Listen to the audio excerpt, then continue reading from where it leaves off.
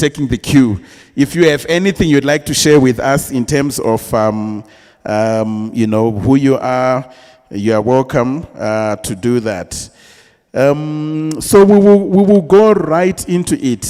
This is really supposed to be a conversation that helps us to start to get concrete. So maybe can I start with you, Winani? If you are comfortable, you had our lofty dreams and yearnings for reparative justice in the morning from the opening panel, but also to the keynotes that we had. Please, can you help us start to lend this from your experience, building knowledge around these matters? What does the ground look like? Thank you, Bomba. Good afternoon, ladies and gentlemen. I'm Winani, as already introduced, I'm a museum curator. I've worked for the Botswana National Museum for 31 years and did an early exit last year because I wanted to be free to participate in global conversations on colonial collections, restitutions, reparations, which is what I've been doing for quite some time now. And I felt being in the museum, I was being stifled a little bit. I was not free. I would be away and sometimes had to lie that I'm attending a funeral because I want to be here. So, and also because people wanted me to come and participate, people wanted me to come and be part of projects.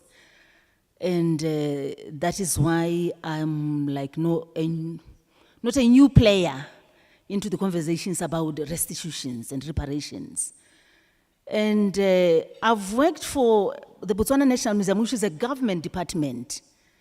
And as a government employee, I think my arguments are really based on my professional background, the limitations if you are working for government, some of the issues that I've been a part of. And one of the issues is came up this morning about the political will in our countries. Practically, it's one of the issues that are really stifling some of the conversations that have been coming up. There's been a lot of beautiful ideas coming up from the African Union. And the ministers, the presidents, they come here, they listen, they agree, but they go back home and they are quiet.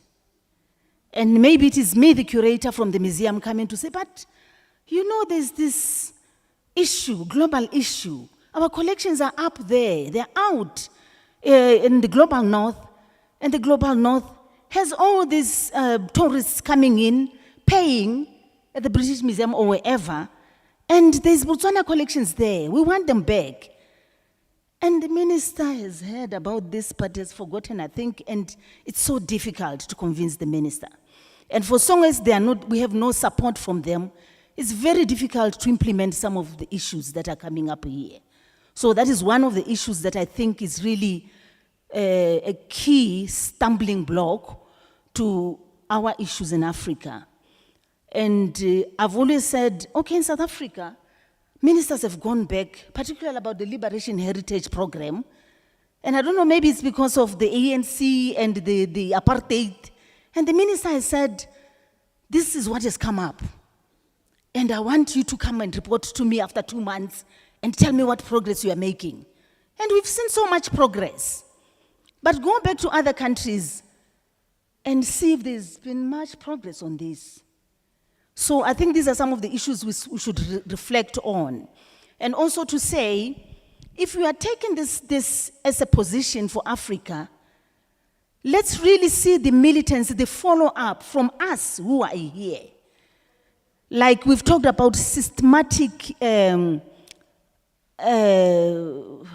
follow-up on issues, awareness raising to the lowest level, to the communities, to the politicians themselves, because it's really difficult to implement things when all the key players are not really baptized to a level where they're also participating. You get to where there's repatriation issues, like the example of Namibia. The skulls are back from Germany, and because we know we've taken this emotionally, the skulls are in Germany, and the German community is supporting that there should be repatriation, and we've returned the skulls, and we've not communicated, we've not agreed with the communities what is going to happen to the skulls, whether they are going back to the communities, whether they are going for reburial, or they are going to remain in the museum.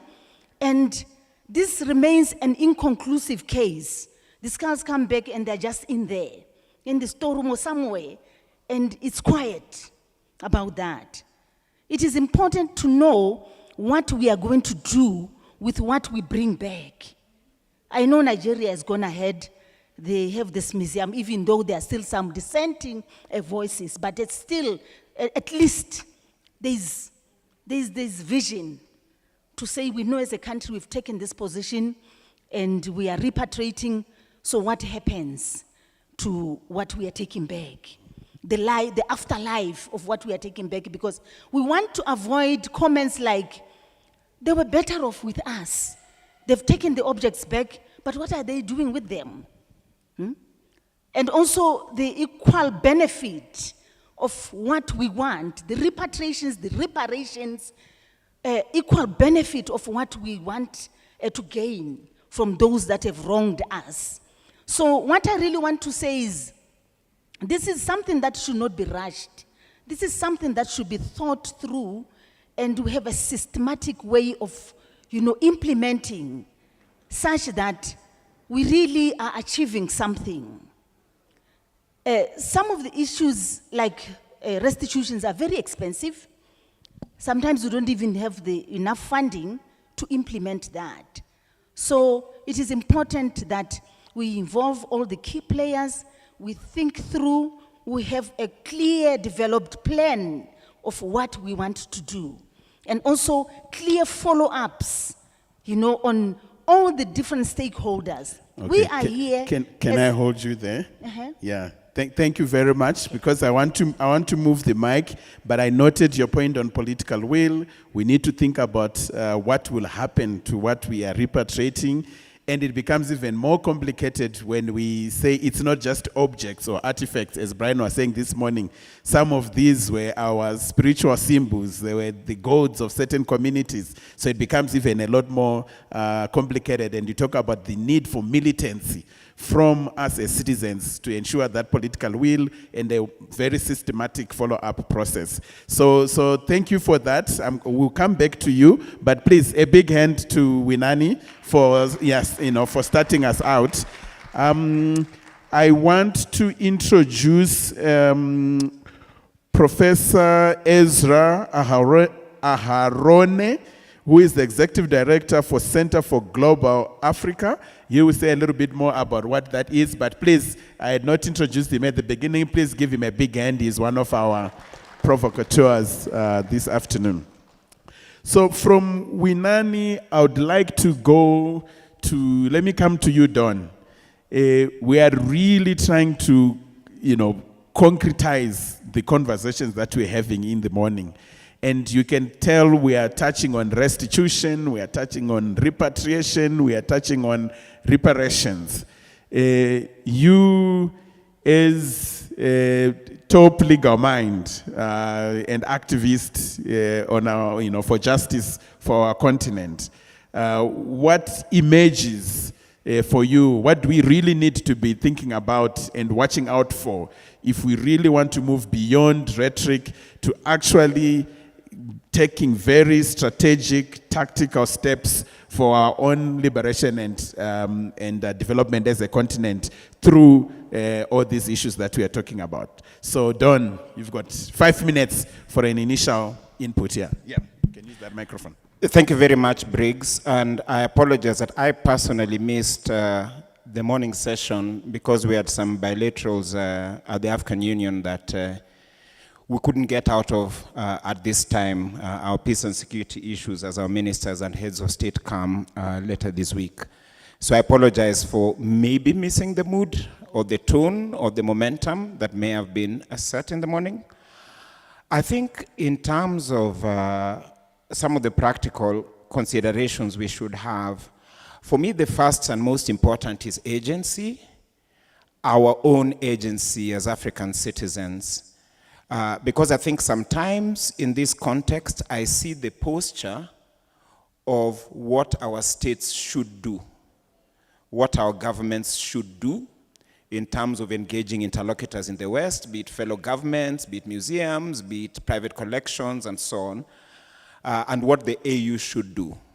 And indeed, there should be clarity on what they should do and us pushing them to do it. But I think it's also important to just take agency as African citizens, whether situated in Africa or in the African diaspora, about what we will do. Practical things that will be done by collectives of human beings. And I urge us to resist the urge to quickly go to the NGO way of organizing. Yes, we do have NGOs. They are part of how we organize, and they're important. But we think broader than that. So that we as people begin listing that is ours, that it's out there, and begin demanding for it directly. Because citizens can speak in ways in which governments can't. Governments try to use this diplomatic etiquette and so on. So I think for me that's one important thing. Second thing, it almost looks like we are running two parallel rails. On the one hand, talking about reparation, and there's a sense in which for long we had outsourced this to diaspora Africa, and limited to reparations for the transatlantic slave enterprise, and so on. And then we seem to have a separate rail in which we're talking about restitution. And that seems to have largely been allocated to continental Africa, where they talk about restitution for cultural heritage, for things that we lost during colonialism and during enslavement before that. And for me, I think we should look at this as a continuum. There should really be no separation between reparations and restitution. We are all fighting for the same thing, and we're demanding it from all over. So I think for me that is important.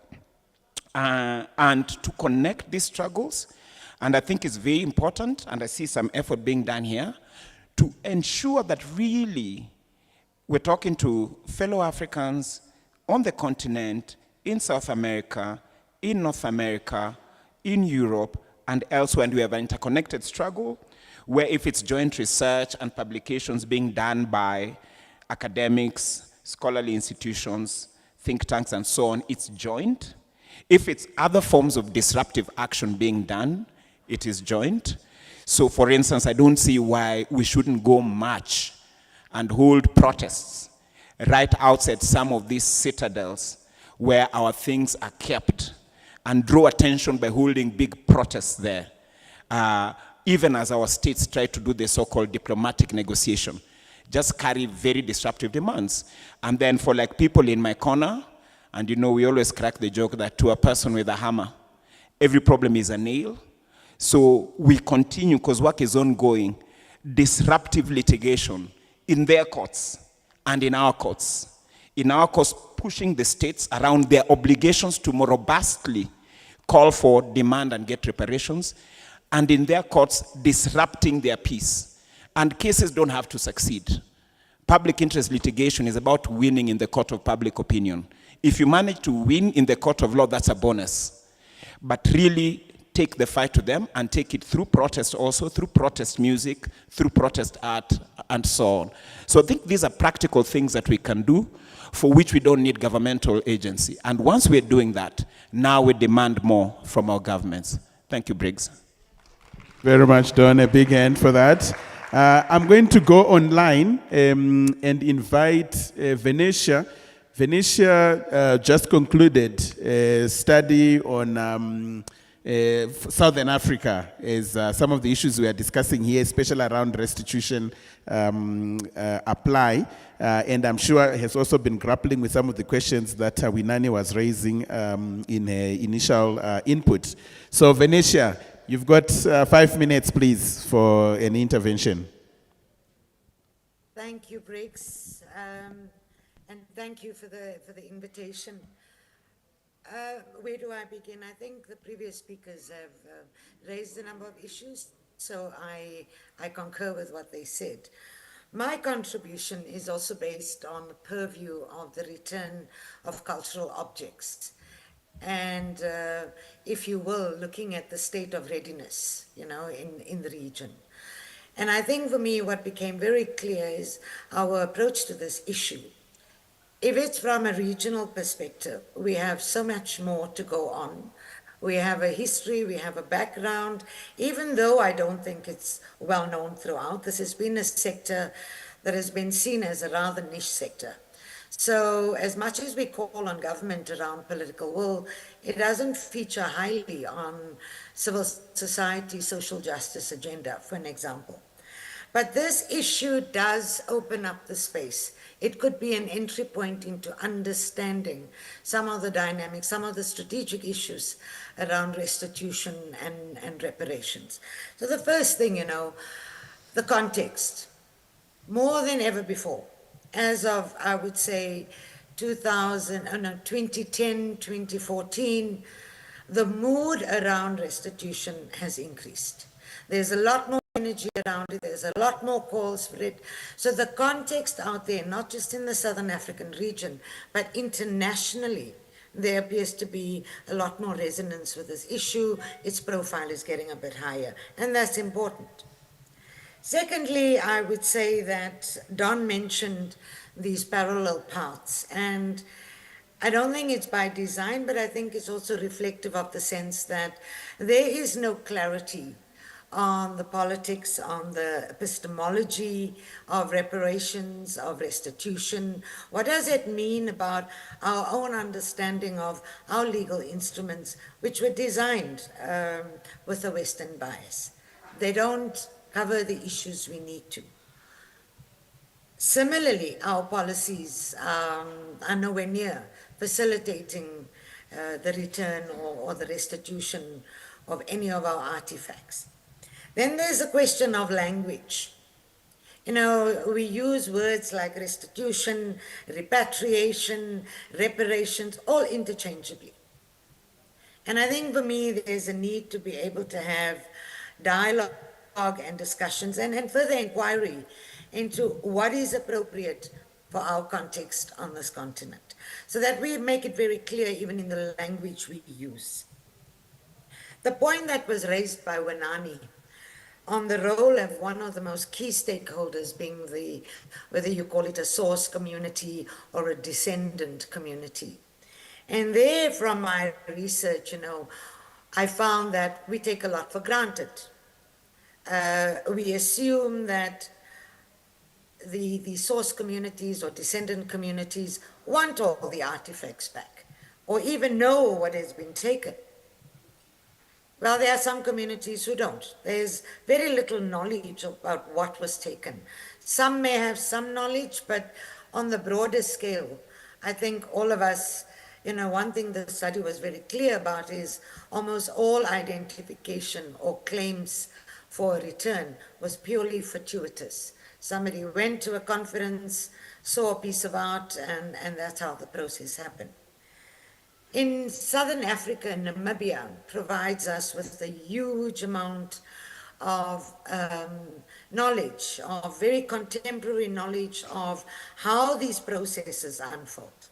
And here, the Herero community, for an example, they were the initiators of some of the claims that the Namibian government then followed up on. So we have communities in this region that have been very front and forward around these issues. And they've been also raising some very difficult political issues. For an example, the states that we have now were not the states that were there during the colonial or even the apartheid era. So where does the ownership and responsibility lie in terms of who has the locus standi to initiate a claim of reparations, say on behalf of the Herero who faced genocide?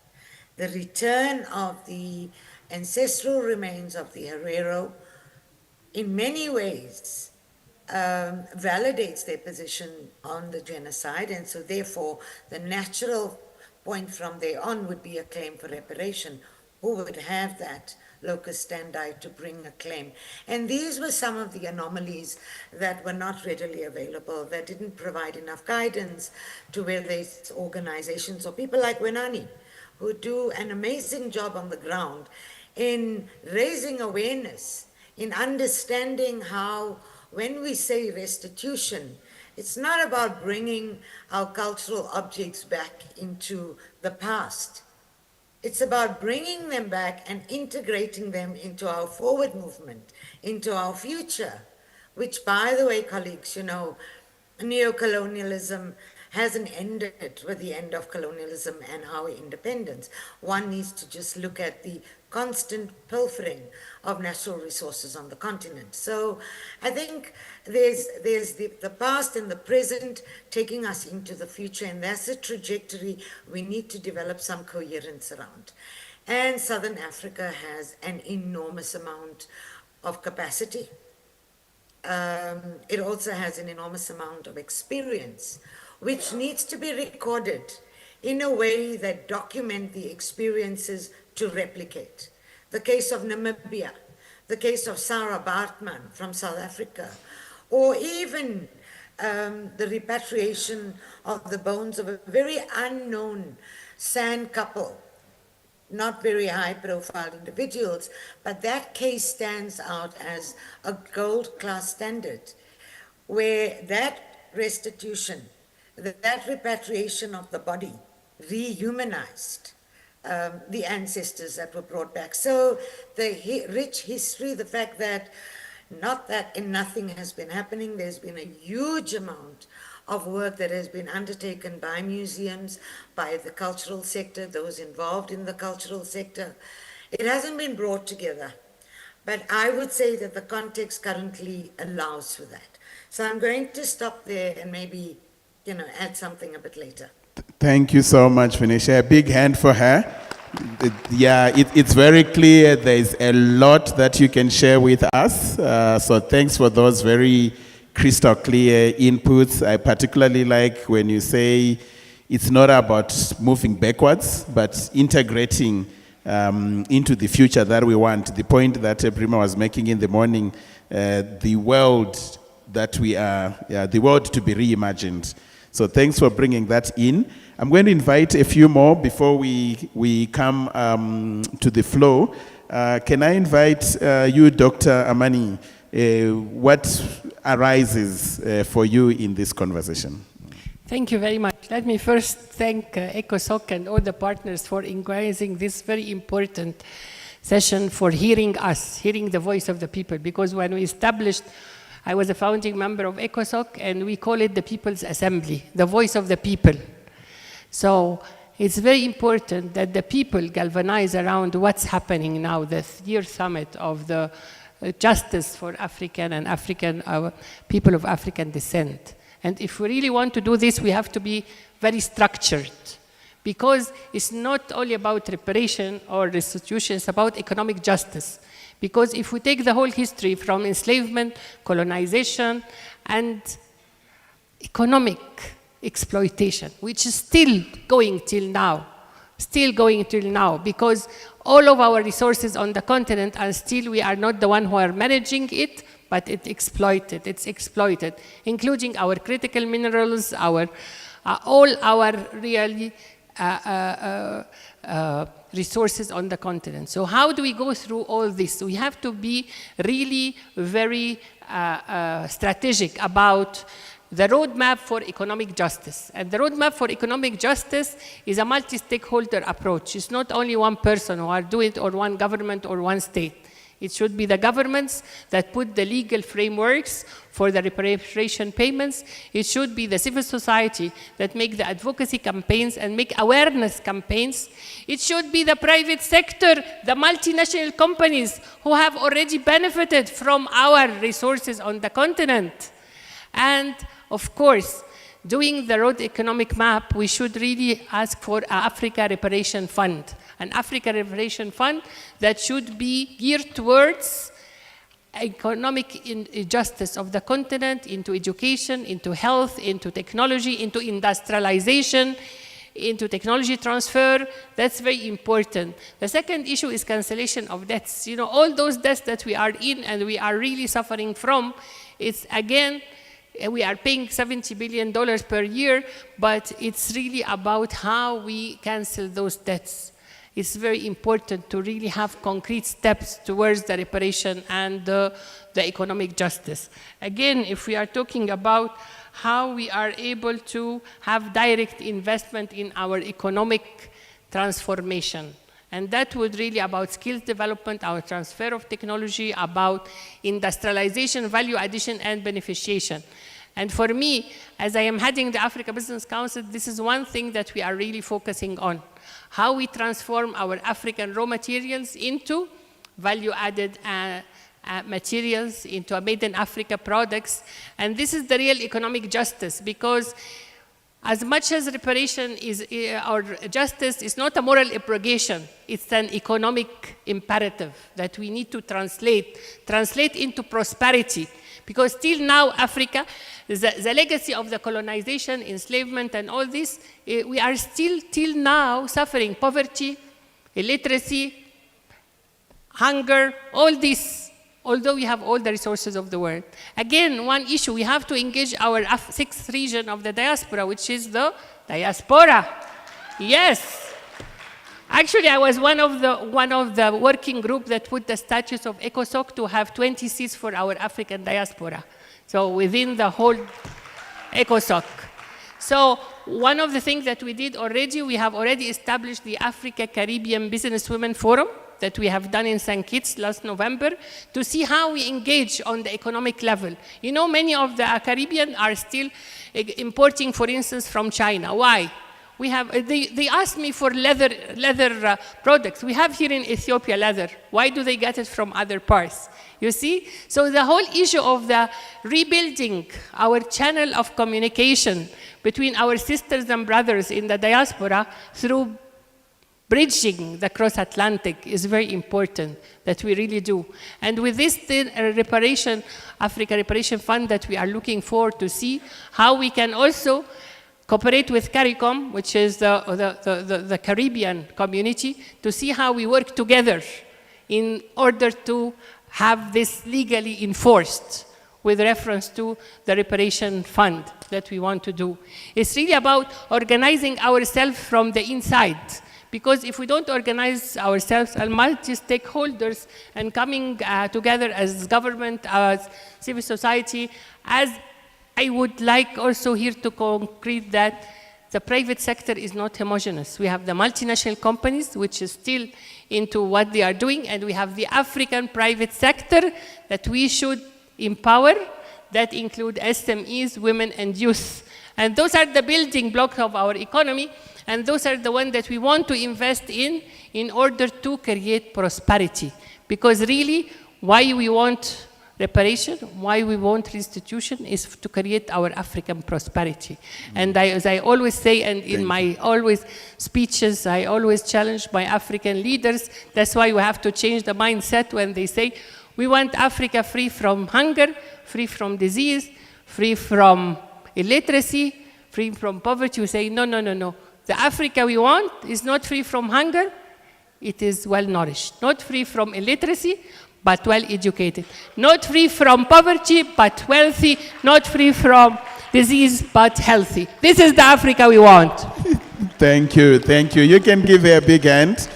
Thank you. The road to economic justice is a multi-stakeholder highway. And yeah, the idea you threw in there around the reparations, Africa Reparations Fund, these are some of the things that we are going to need to explore, and the diaspora connection that you brought in. So it's a perfect segue to you, Prof.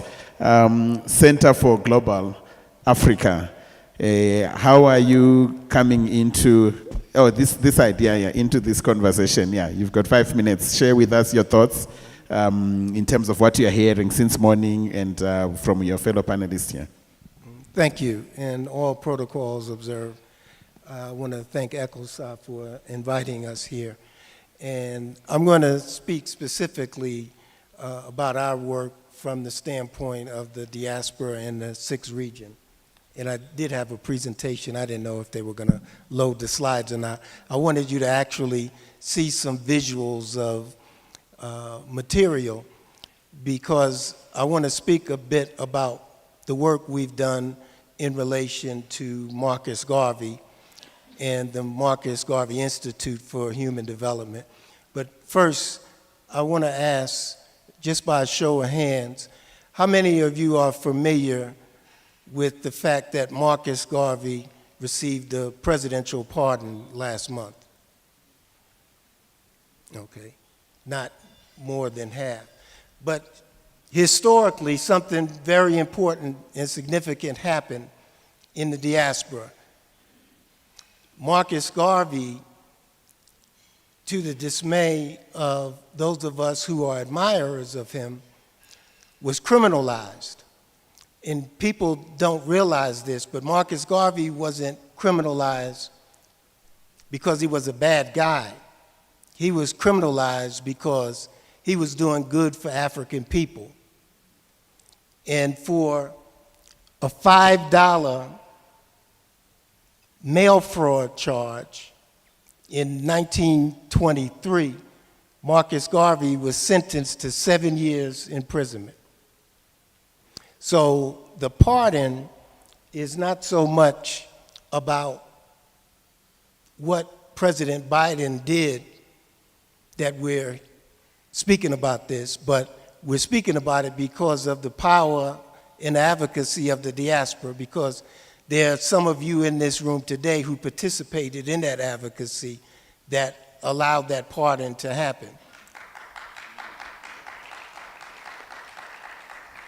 And you know, the Center for Global Africa, we participated in the pardon from the standpoint of being located in Delaware, which is President Biden's home state. And so we launched advocacy throughout Delaware with everybody from the Congress people to civil society organizations to spiritual groups, academicians, and it laid a weight on this issue so much that we know that it counted. But I want to just mention a few things about Marcus Garvey. First of all, the UNIA, or the United Negro Improvement Association, without internet, without cell phone, without email, Marcus Garvey galvanized memberships and supporters in the millions, up to 6 million. And Marcus Garvey created the Negro World newspaper that had a circulation of 20,000. And this was all in the 1920s. Marcus Garvey's Black Star Line, which was his shipping line, was an industrialist feat that's marveled today. Because if we're talking about the AFC, FTA, we're talking about expanding African trade, Marcus Garvey created a model for that over 100 years ago. And Marcus Garvey, his document on the Declaration of the Rights of the Negro People of the World is a prototype document that's used today by entities like the United Nations when they're talking about human rights. And Marcus Garvey was a visionary for that. Presidents like Nelson Mandela, back to the forefathers of the OAU, Kwame Nkrumah, Jomo Kenyatta, Nnamdi Azikiwe, they all admired Garveyism, and they all admired his philosophy.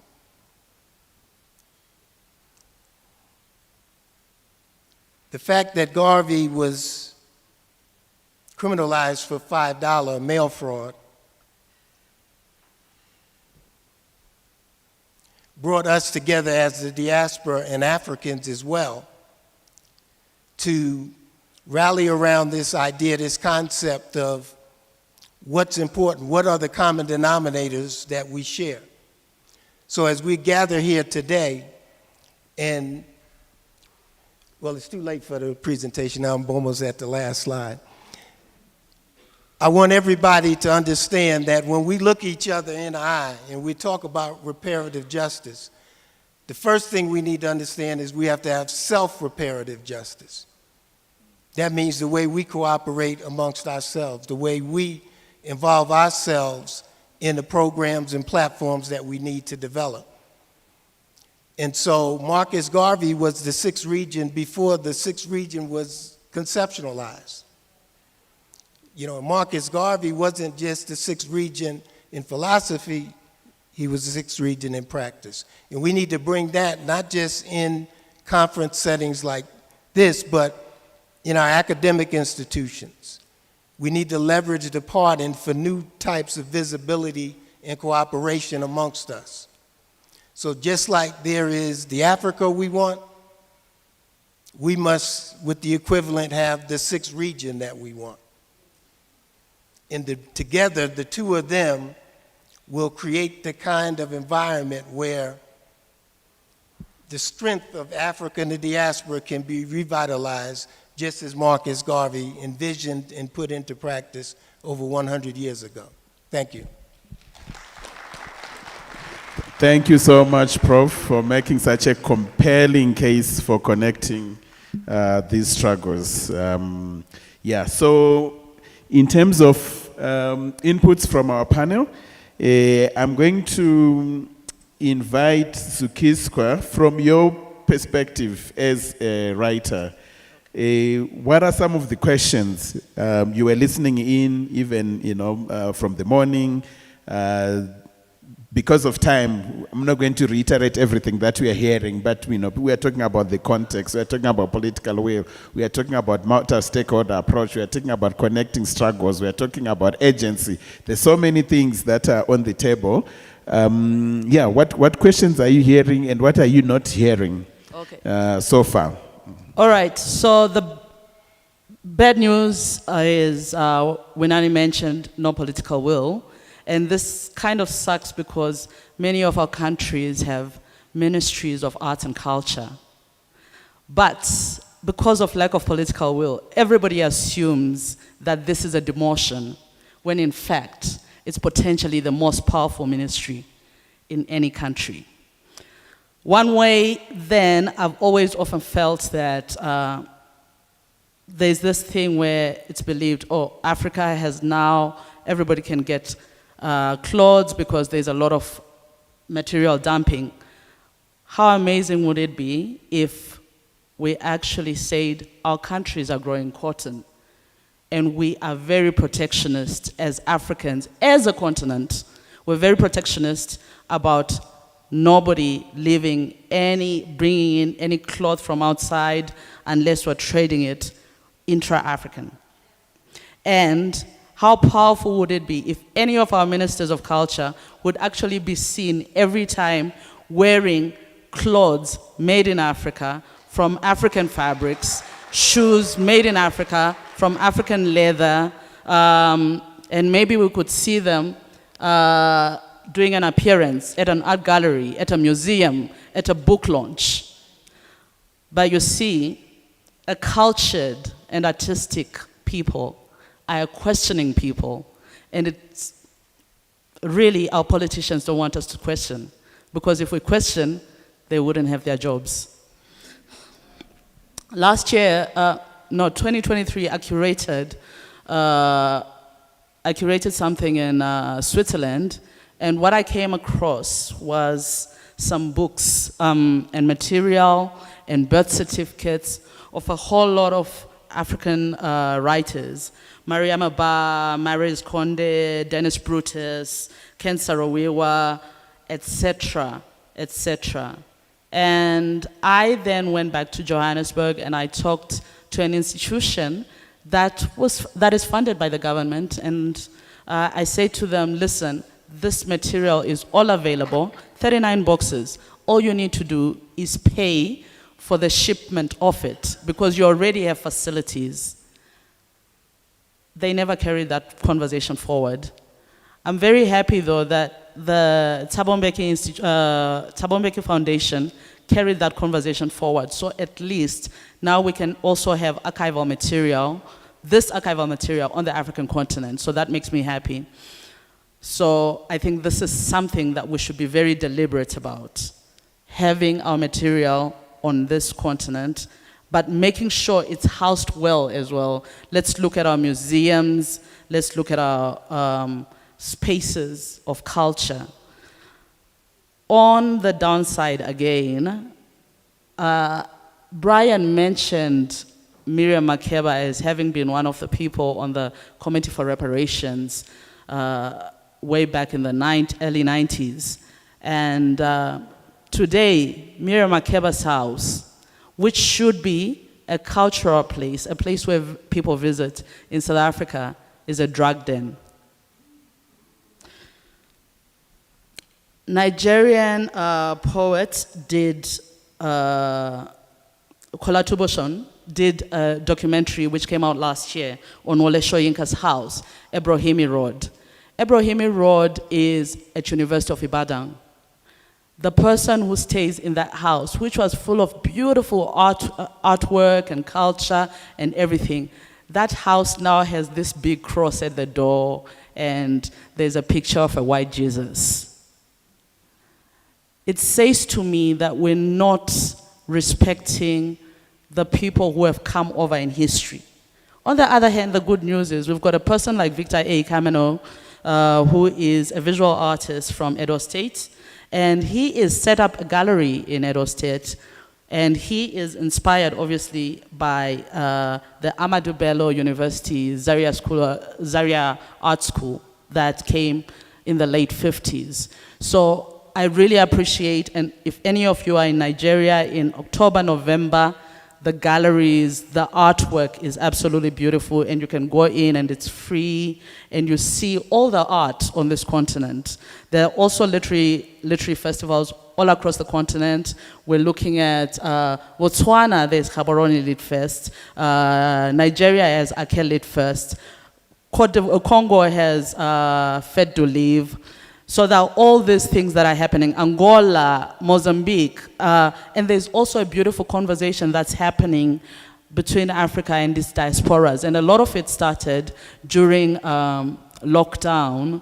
And I probably should take credit for it. I started something called Afro Lit Sans Frontiers, and we started inviting black writers from Africa and these diasporas so that they talk about their work, because, you know, there is laziness of people who say Africans don't read, Africans don't write about sex, they don't write about happiness, they don't write about this and that, and I wanted to bring that to the forefront. So yes, the question that we probably need to ask ourselves is, if we are asking for reparations, how do these reparations look like? We're asking in 2005 with Brian, with telling Pascal Lamy we wanted reparations, but artistically, what do the reparations look like? Do we have places where if we repatriated our works, they would be able to be stored, our children would be able to see them? Thank you. Thank you, Zukiswa. I hear the question that is implied in what you've just shared, because if we are failing in some instances to maintain, to preserve, to care for some of what we actually have now, it raises very significant questions for us when it comes to claiming back. I think it's a full circle. It connects to where we started with Winani earlier on, and I think you also echo some of what I was hearing from Dawn to say there are certain things that do not require any legislation to pass, any money to be moved. There are certain things that we can actually do by just unlocking our agents and doing the right thing right now. So thank you very much for bringing that. I didn't hear an applause for her, so please give her an applause. Yes, I think we've been hearing a lot of voices from here, from this side. At this stage, I would like to invite thoughts, sentiments. Yeah, I see a hand up there. Bright, could you kindly assist? There's a hand there, then we just move like this. Yeah, let's hear what's in here, and ultimately, we want to have practical solutions.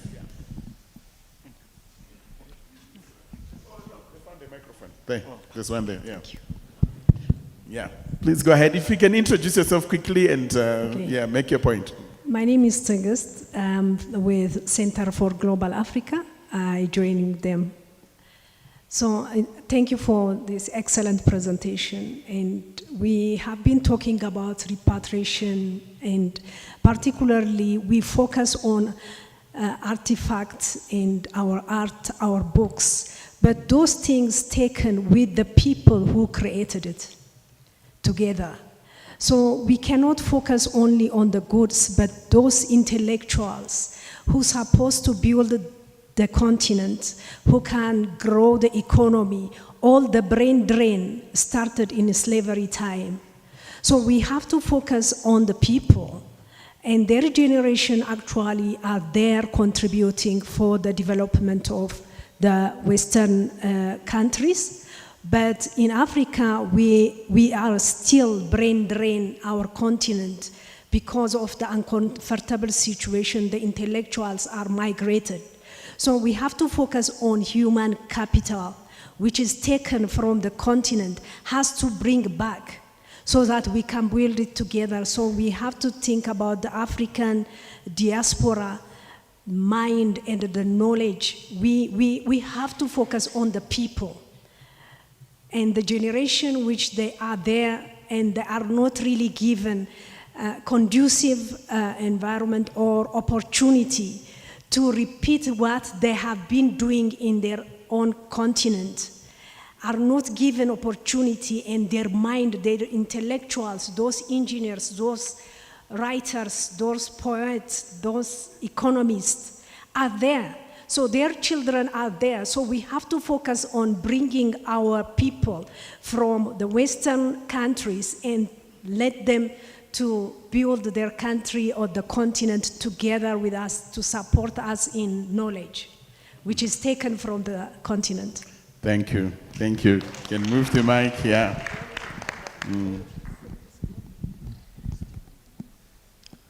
Nsumba. Greetings in my Balanta native language. My name is Sipiwe Baleka. I wear many hats, but today I am here as the coordinator for the African Diaspora Assembly Provisional 6th Region elections. Today we have heard repeatedly inclusion of the African diaspora. We have also heard repeatedly about amplifying the voices of the marginalized. The point that I want to make right now is the National Coalition of Blacks for Reparations in America. I serve on the International Affairs Commission. We talk about internal reparations and external reparations. And internal reparations is what we must do for ourselves, individually and collectively. Concerning this gathering of AU ECOSOC, I want to raise the issue of the Afro-descendant component of the African diaspora or 6th region.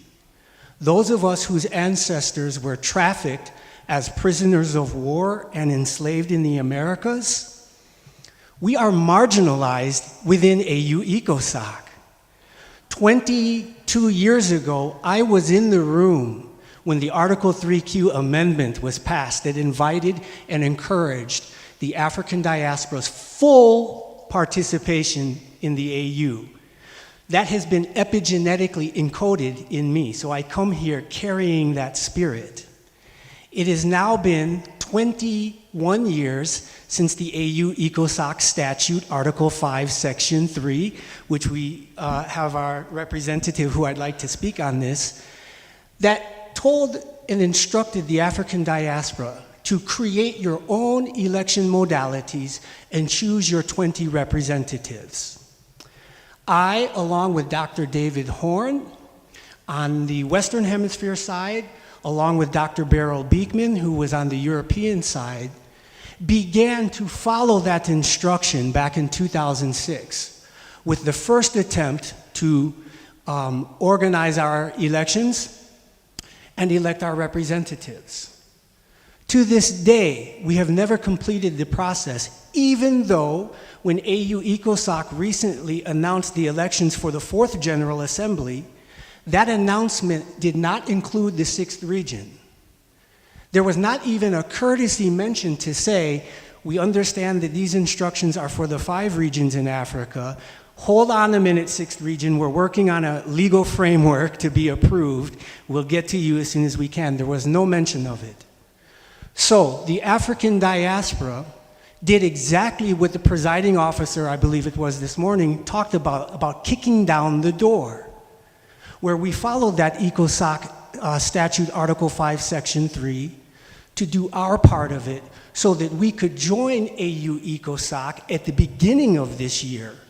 Because it is our view that you cannot have a legitimate and credible conversation until the diaspora's 20 representatives are seated. This is what we want to come out of this. So I would just like to invite you, I just want to ask the question now. Can you, you say you helped write those statutes. Can you discuss a little bit about what was the intention? Even though you didn't have a legal framework back then, we still don't have it now. What was the intention? Thank you. I think your point is well taken, and I sincerely hope that there will be a process that sits down to really unpack this, to the level of depth that it requires. I had identified a hand there. Please go ahead here.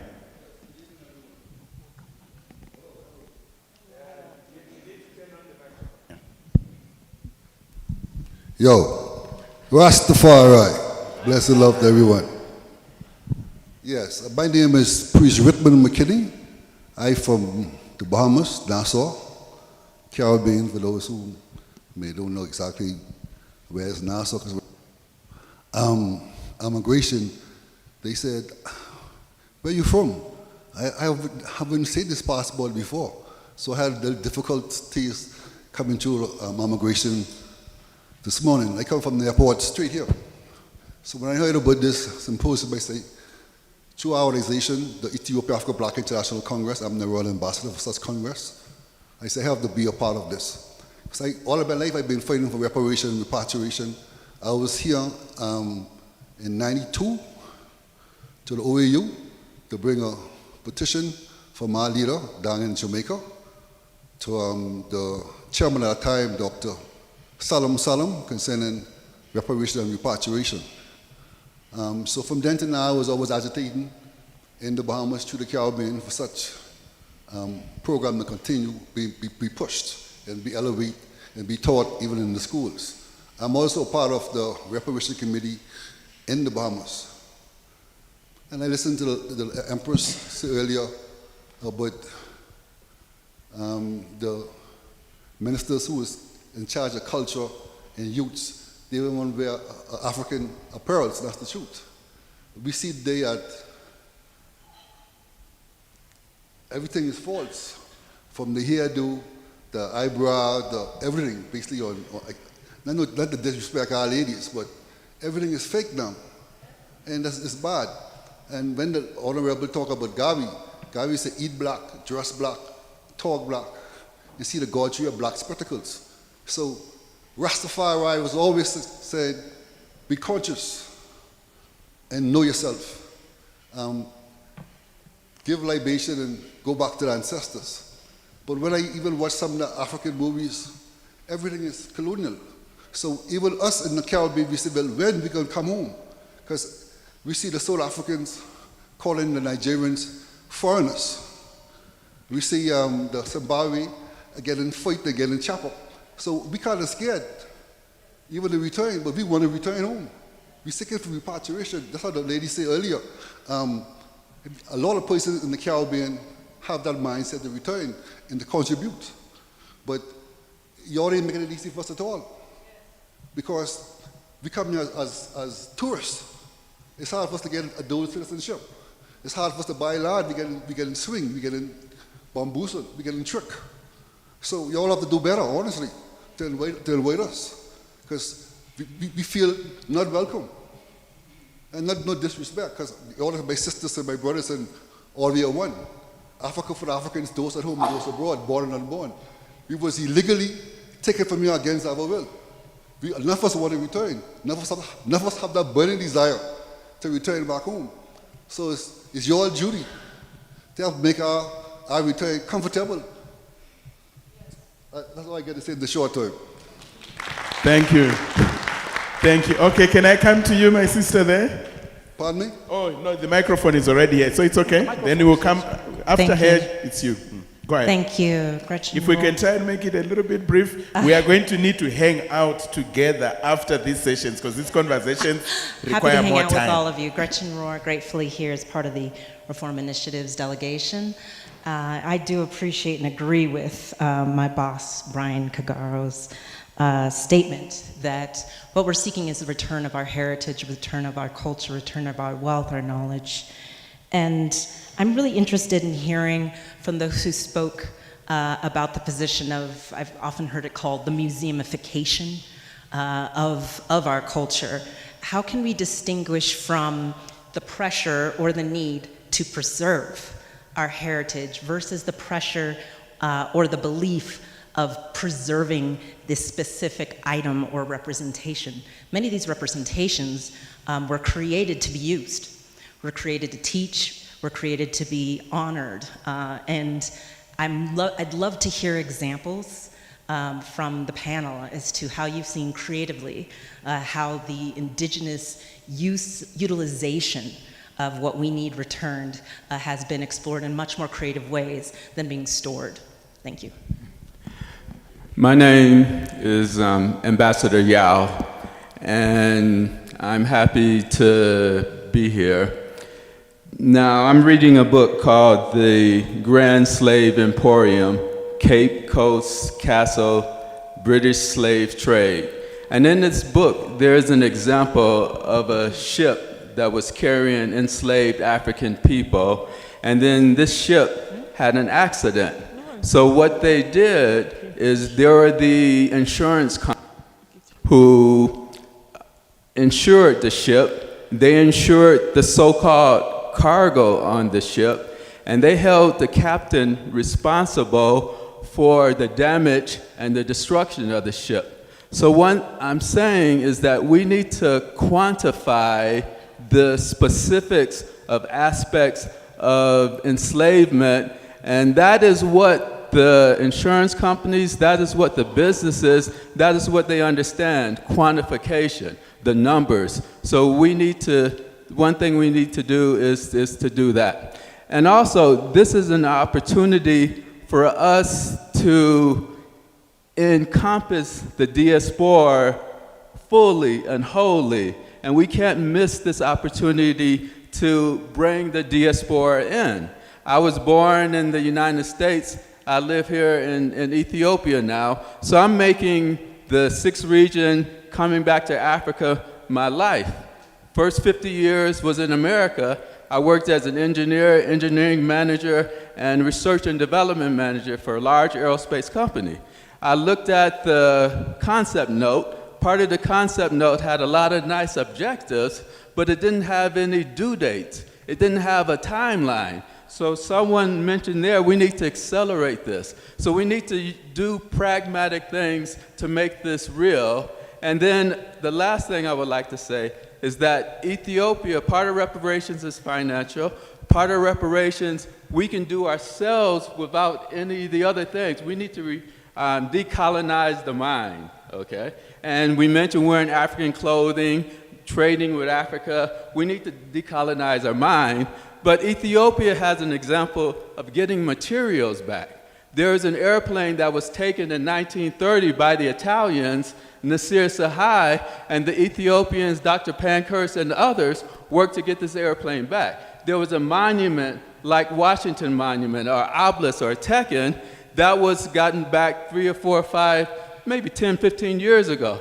And then the Benin bronzes that I know you know about. So there are examples and models that need to be incorporated to get our artifacts back. We need to have our own self-healing before we ask anybody else to heal us. And then we need to fully embrace the diaspora. So this is an opportunity we shouldn't miss of fully embracing the diaspora. Thank you. Good afternoon, everyone. My name is Janelle Hoylett. I am a 13-year repatriate on African soil. My ancestors likewise, as many of my brothers and sisters here, were taken away during slavery and kept in bondage for 400 years. And we are returning now to reclaim what was stolen from us. As part of the process, I really want us to focus on Africa's greatest resource, which is her people. Africa without her people is of no substance. So one of the things I've recognized coming to the African Union over the last decade is that there's a lot of movement and the people are not present. I was here during the 2021 campaign for 1 million by 2021. I don't know if you all remember that, where there was a youth engagement campaign. I'm not sure, there was never any reports on that, but I think that it's very imperative that we focus on creating campaigns that engage the people, because we're moving educationally, we're moving academically, scholarly, and in different spheres of politics, and the people at the grassroots level have no concept of what's happening here, nor the importance or the relevance. And that's across the board. That's not only on the continent, that also is happening in the African diaspora. How can we make and build those bridges so that the African diaspora, as well as the continental Africans' youth, as well as multi-generational, come together with one common agenda? It's very important that we start to spearhead and make those practical steps towards building campaigns, advertising, marketing, and making, the average African citizen understand the importance of these agendas today. Thank you.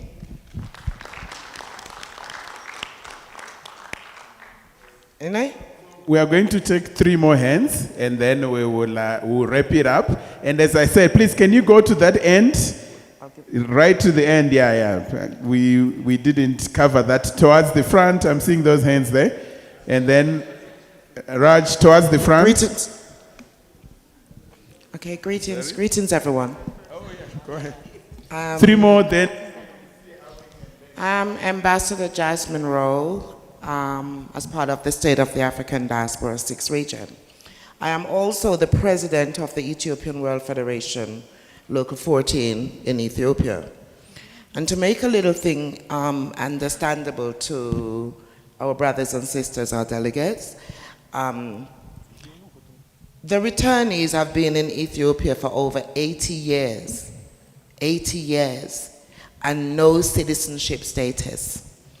I am also one of the liaison officers that registers the Rastafarian community, especially, and the Diaspora 6 region, for their ID cards as permanent residents. Still no citizenship.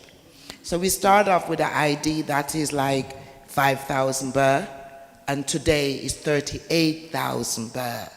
Our children are not getting any younger, they're getting older. We have been calling with the governments that we have repatriated. Our children that are born here are supposed to be citizens, but they're not. They're classed as Jamaican, British, and these kind of things. the diaspora outside, inside, along with those on the African continent, we need to be working together to make these things work better. We need to be inclusive. None of us as diasporas wants to say anything bad about the African continent because we have repatriated. And because we have repatriated, we don't want to discourage our brothers and sisters outside. But right now, you have to think about it, that over 400 years, we as kidnapped children was out there. And we struggle and find our way back to our motherland. And yet our mothers are saying, if you want to come in here, you have to pay $2,000, $38,000 per, or these kind of things. And then there's a meeting called with the African Diaspora 6 region, and the African Diaspora 6 region is not really invited round the table. And that does not look good. And it is also very embarrassing because we don't want to wash our dirty laundry in public. We are one people. The only difference between us is that we are born somewhere else. That's it. We are born somewhere else.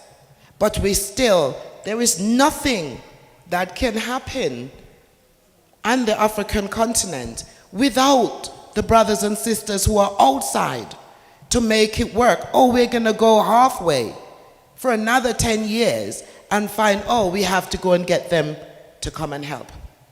Let us sit down around the table and try and fix this so that our children and children's children, home and abroad, will not have this problem in the next few years. Yes. Inclusiveness is what is needed for our solution to our problems. Yes. We are not here to say these people were involved in slavery. We weren't there. We know it happened, and we want reparation. We have repatriated. Now we need that reparations to help in the development of our continent. We leave a lot of things outside to sacrifice to come in to help. Thank you.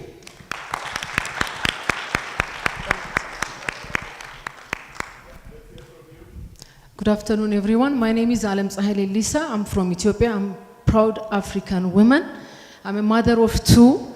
I am very grateful to be here. I'm an entrepreneur as well. I make this kind of beautiful Ethiopian clothes.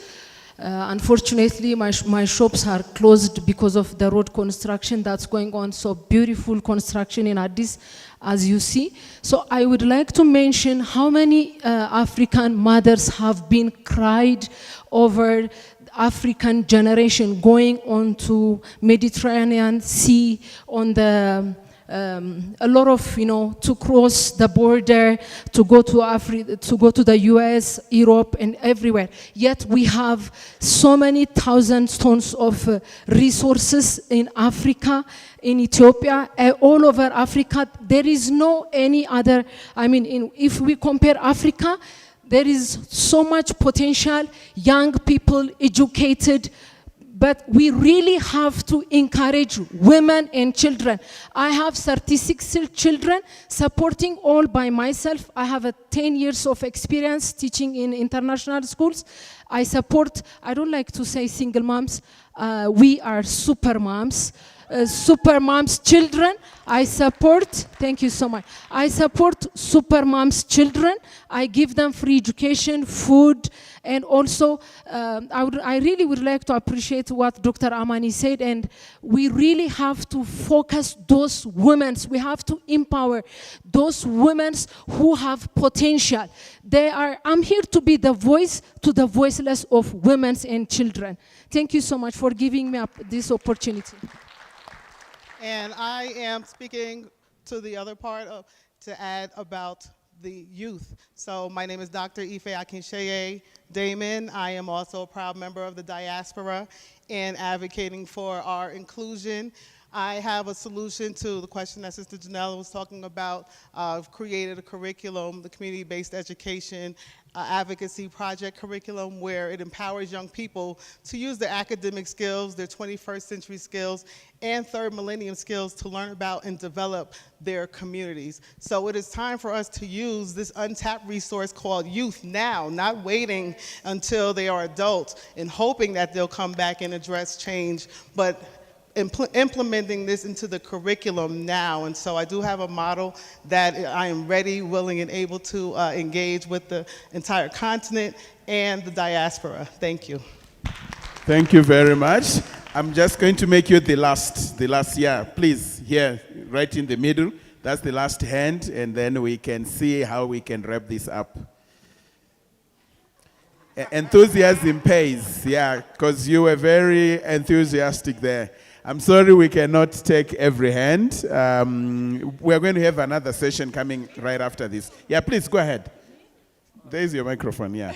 If you can be brief, please. I can speak 2 minutes and shares 1 minute. You can share, I please. mean here, okay. You can share, please.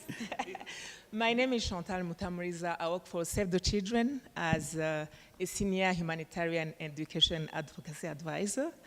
I don't think we can speak about justice and reparations without speaking about the catastrophic humanitarian situations happening on our continent. So how can we link our advocacy on justice and reparations and ending the wars on our continent, which most of the time are not our wars? Then second, we have 181 million children living in conflict zones. This is almost 1/3 of the children on the continent. So I become emotional when I speak about children. So how can we avoid more transgenerational trauma by healing our children through the theme of the year? Thank you. Thank you. Thank you. Thank you very much. Most of the things have been said. My name is Toavich. I am Managing Director of Alliance for Brain Gain and Innovative Diaspora Engagement, trying to link knowledge exchange from the globe, around the globe, to support African development. What the question that I'd like to raise is, all of us have expressed our interest, our desire, our wishes of what we'd like to see. But I think we need some sort of concrete institutional arrangement within the AU that directly engages issues related to the diaspora. When we're talking about diaspora, we are passionate because of our ancestors who started the Pan-African movement. We don't know what's going on now. What is the desire of the young African in terms of being the African resource to contribute to Africa's development? So I request that the AU focuses on institutionalized arrangement within, because we see a lot of policy incoherences. We see a lot of, there are declarations after declarations. We need to sift from those declarations and take those critical ones, segment them, present, intermediate, and future action points. If we say Africa, Africa has 54 countries whose leaders are changed so frequently, and it matters a lot.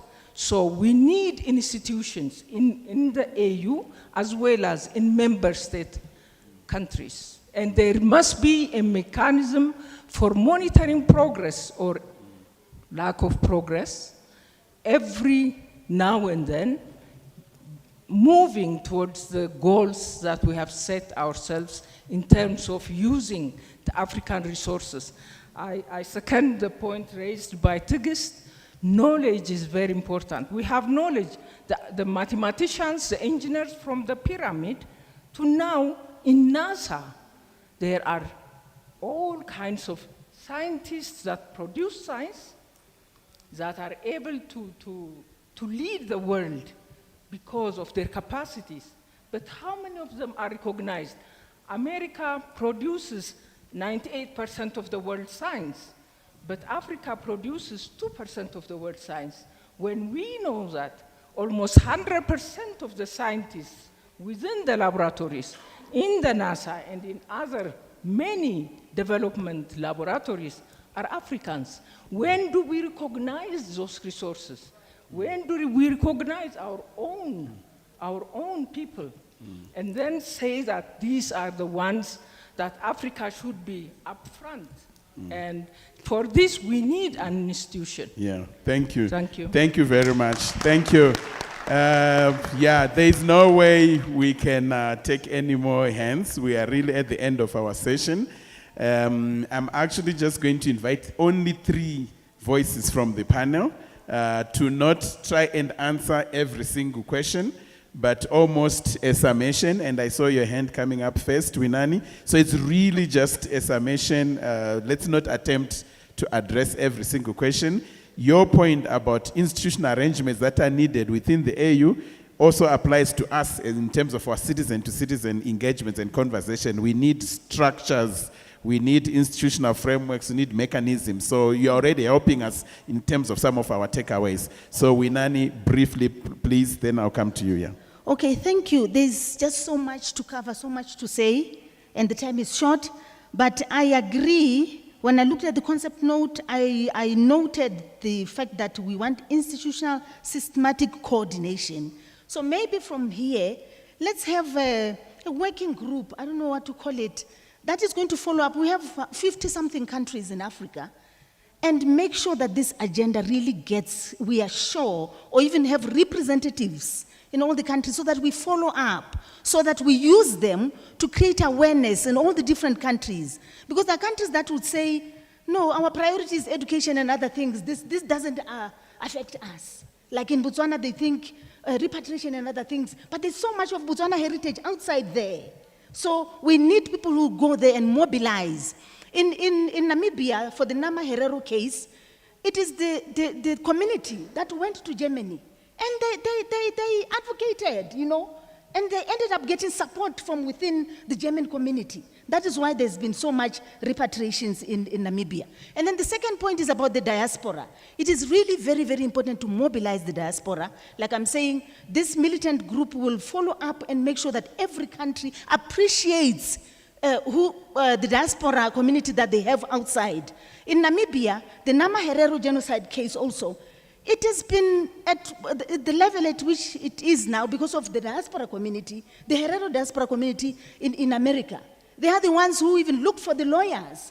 So there's been so much support from outside. And I think you know the example of Ghana too. They've been trying to reach out to the diaspora community and even connecting. That's why we have the Marcus Garvey's stories, and I even got to understand it better because of what has been happening in Ghana.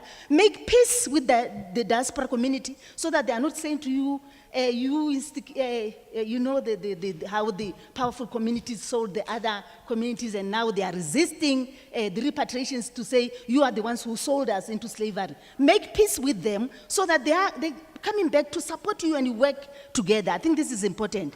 And then the last point, it is the mobilization of the different sectors of the community. This morning we had a young, someone from the youth here, 16 years. Let's involve them. Let them come and do their stories through plays, through dances, and many different ways. And the scholars, it is very important. Outside there, they talk about the restitutions and reparations. There's been so much. There's been a revolution of researches and publications, but it is the northern, it is the people from the global north who are publishing. And yet we have great scholars in Africa. Let's mobilize them. Let them also do their part so that we are all contributing towards this agenda. Then maybe in that way we'll achieve something. Thank you. Okay. Yeah, Dr. Amani. Okay. I just would like to say briefly, slavery and colonialism are bookend institutions. Slavery gave birth to the allowance of colonialism. And until that's clear, there's this misunderstanding that somehow Africans sold brothers and sisters into slavery, and that the burden or the responsibility lies solely upon the African. If that were the case, then we would have to conclude that Africans colonized themselves as well. Follow what I'm saying? Because it's external forces that created both realities. And in order for the resolve to happen, we're talking about reparative justice and reparations. In order for that to happen, we have to have a clear intellectual understanding of that historical past. And just to address the question about intellect, intellect and the problem of Africans leaving Africa, intellect has to reflect three things. It has to solve problems, right? What are you learning? If what you're learning is not solving problems, then that curricula needs to be rethought. The second thing is that there has to be economies to your intellect. What you know, it's supposed to naturally produce the kinds of material things, the economics that are self-sustaining. And then thirdly, we have to be the greatest beneficiaries of what we know. We can't learn things that are useful to other people to profit or benefit before we ourselves become the beneficiary. Yeah. So a lot of rethinking has to take place. The concept of the sixth region is excellent, is great, but how do we operationalize it in a way that becomes a model that I would argue, once again, as I started, Marcus Garvey is a progenitor of that thinking and those actions in a way that very other few people have been able to successfully create in the way that he did. Thank you. Thank you. Please pass down the mic. So thank you very much for all your comments. I think it really pinpoints of what we want. For instance, the issue of brain drain that my sister have alluded to, it also links with the science, because with ECOSOC here, when I was chair of Human Resource Science Technology, I raised 3 decision summits. One, to have at least 3% of all GDP to be geared towards scientific research and technology. Second, to establish the African Council for Science and Technology to link all the raw materials with scientific research and technology with technology so we make industrialization. And the third was the establishment of the CDC, which currently, after 15 years of the initiative that I took, are now last week doing how they industrialize our vaccines and pharmaceuticals and medical equipment. So it all goes, how do we manage? I put the initiative, I advocated for it, the decision was there, but it's not implemented. So the whole issue is really how to push the implementation. My dear brother, with the 20 seats, we were all the working group were 15 of the working group that made sure that we have 20 seats for diaspora coming of equal representation of all continents, and that the criteria that it is really between Africa and the diaspora, and with Africa focusing and Africa managed within the diaspora. In order really to do that, I think it's a technical and procedure that I believe the Secretariat of ECOSOC should take care of it. But what I say is that we are already started, AfriExim, my brother, President Orama of AfriExim, he just started this way of economic between Africa and Caribbean by starting the Africa-Caribbean Business Trade Forum, which I already continue to have the Africa-Caribbean Business Forum. But we have problem. We have the transportation among us. I invited several African women to come to this meeting in St. Kitts. They couldn't come. They had to come. They had to get the visa for USA or the visa for Schengen. And both they were denied. So this is the issue, how we make actually a connection, direct connection with aviation, with transport among ourselves, crossing Atlantic, yes, between going, without going through Schengen or through USA. It's very important that we invest, and diaspora can help on that. We need special aviation transport, marine transport to link across Atlantic. The other issue for the documentation, my brother, and the book, it's very important to have a research and documentation team that have to document all those information and quantify it. Because this is all about calculation. How much did we miss? How much happened with this storage? Are we cargo? Human beings are cargo? And so it's very important to make a research team and to have a task force. Task force for each of what we are doing. Task force even for the stolen heritage in all the British museums, the Louvre, they are having all of our African heritage. There should be some royalty fees. A lot of people are paying money to see this. Well, this is our money. It has to be shared together. This is part of the reparation, how we do it. Recently, I was in Berlin, and you know Nefertiti head is in Berlin, you see? And there was restoration in her head, and then the guy told us she came back to Berlin Museum for her home. I said, what? Berlin Museum is the home of Nefertiti? I don't think so.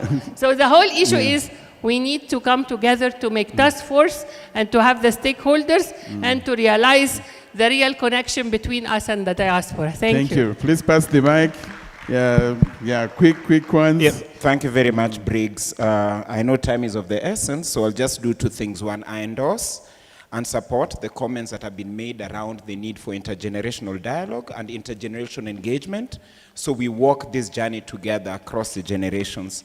I also endorse the complaints that have been made around lack of full inclusion of the 6th region, and I think there are practical steps we can take. We'll get to that later. I think we don't have time to go into that, but let's continue the conversation.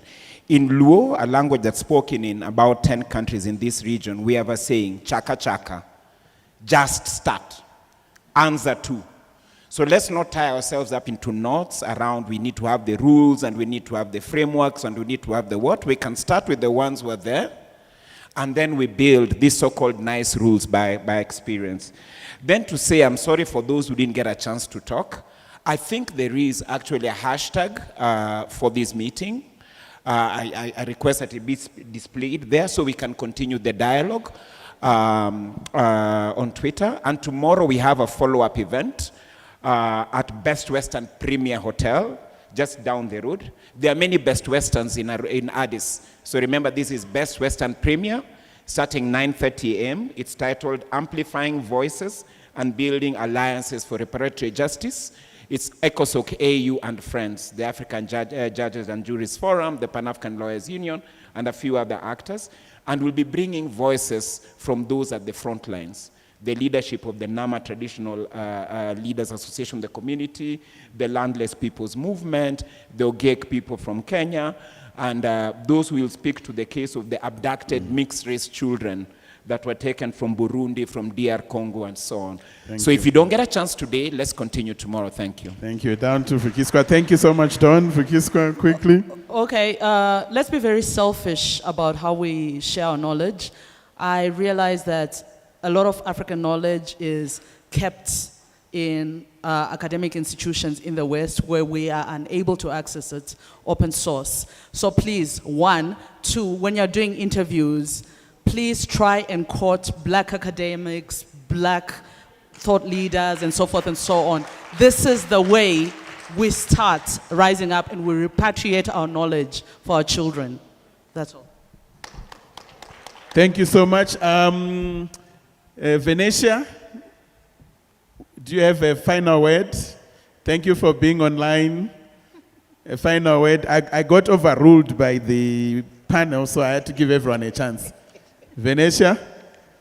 My final word, I think what was said by the panel goes well, and I certainly agree what was said. Volume, please. Just also maybe to raise an issue that, you know, there are initiatives that are currently looking at challenging contemporary theft of natural resources that are quite successful. So one example of that is the Amadiba community in the Eastern Cape in South Africa, and you know the challenge that they've had with the Shell multinational group.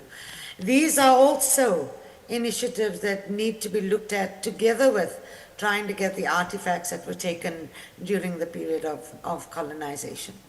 So there are contemporary stuff that we need to take into account and actually support. A lot of institutions that are trying to do stuff in the region simply don't have the support. Thank you so much, Venetia. A big hand, please, to our panel and ourselves for such an animated conversation. There is no way anyone can attempt to land it right now.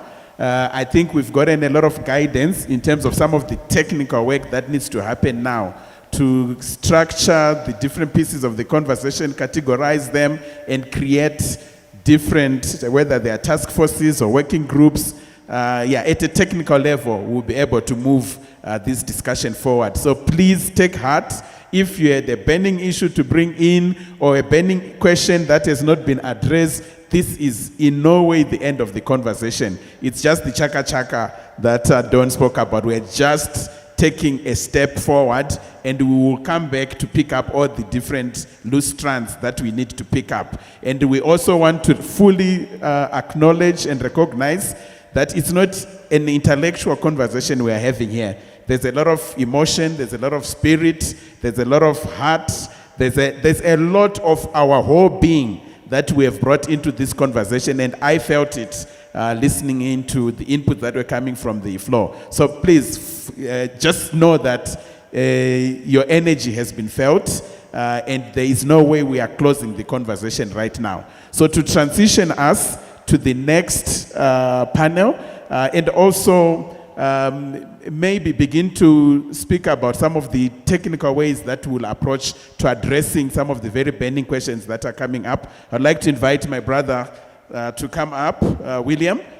So please help us wrap and move to the next session. Thanks to my panel. You may take the floor. Over to you. Thank you very much, Briggs. In the interest of time, before we move to the next panel, let me say it is important that we note that this platform is the only place where you can express your disappointment, your discontent, and especially for our brothers and sisters in the diaspora. And be rest assured that we feel the pain, we understand, and we welcome these ideas. What I will say, we will work together on how we can address these challenges, because it is more bigger than the way we see it. And I want to suggest that since all of you have registered, we want to have a briefing with everyone in the diaspora who is here and in your network, so that together we can work on how we unravel some of these bottlenecks and find solutions to the challenges that we're encountering. So we will get in touch with you so that we can have a briefing on the state of play with regards to the diaspora legal framework, so that we can discuss and we see which role you can play in terms of advocating for this framework to pass through. Because the framework is not with William or it's not with ECOSOC. It is at member state level. And until we advocate to get this framework passed through, we'll continue to be having this kind of conversation. And lastly, it is important also to note that it was the aspiration and the dream of ECOSOC that as we commemorate 20th anniversary, we should have all these frameworks in place. And that is the reason why we work towards developing the framework. But they are now at the level of member states, and we're having a bit of a challenge. And you have a role to play to help us to advocate so that we can get it through. So thank you very much. Be rest assured, as long as you register, we'll reach out to you and ensure that you also spread that information to other networks so that they can be part of this conversation. Before we move to the next session, I want to give Brian the floor for 2 minutes so that he can then just intervene. And then I will invite Mr. Richard, who is the former presiding officer, that will moderate the next session for us. But let me give Brian for 2 minutes. I spoke in the morning, but the circumstances of the current global conjuncture with what's happening in the US and elsewhere perhaps demand, I appreciate you all want to go to a technical solution. And because just 7 months ago, you could say that it was given. Reparations, racial justice, and etc., was on the move. If you look at the trajectory in Europe, the resistance, and I think Lillian is going to speak in the next panel, if you look at developments that you see in the United States, my friends, I appreciate the technical bent, but there is a political fight to be had. And I fear, as I listened to how are we technically ready, that we are assuming normalcy. And if you normalize the abnormal, you become a victim of your naivete. So it's useful for us to ask the question, what size and kind of political fight, legally, politically, socially, in the arena of knowledge, of narrative, needs to be had?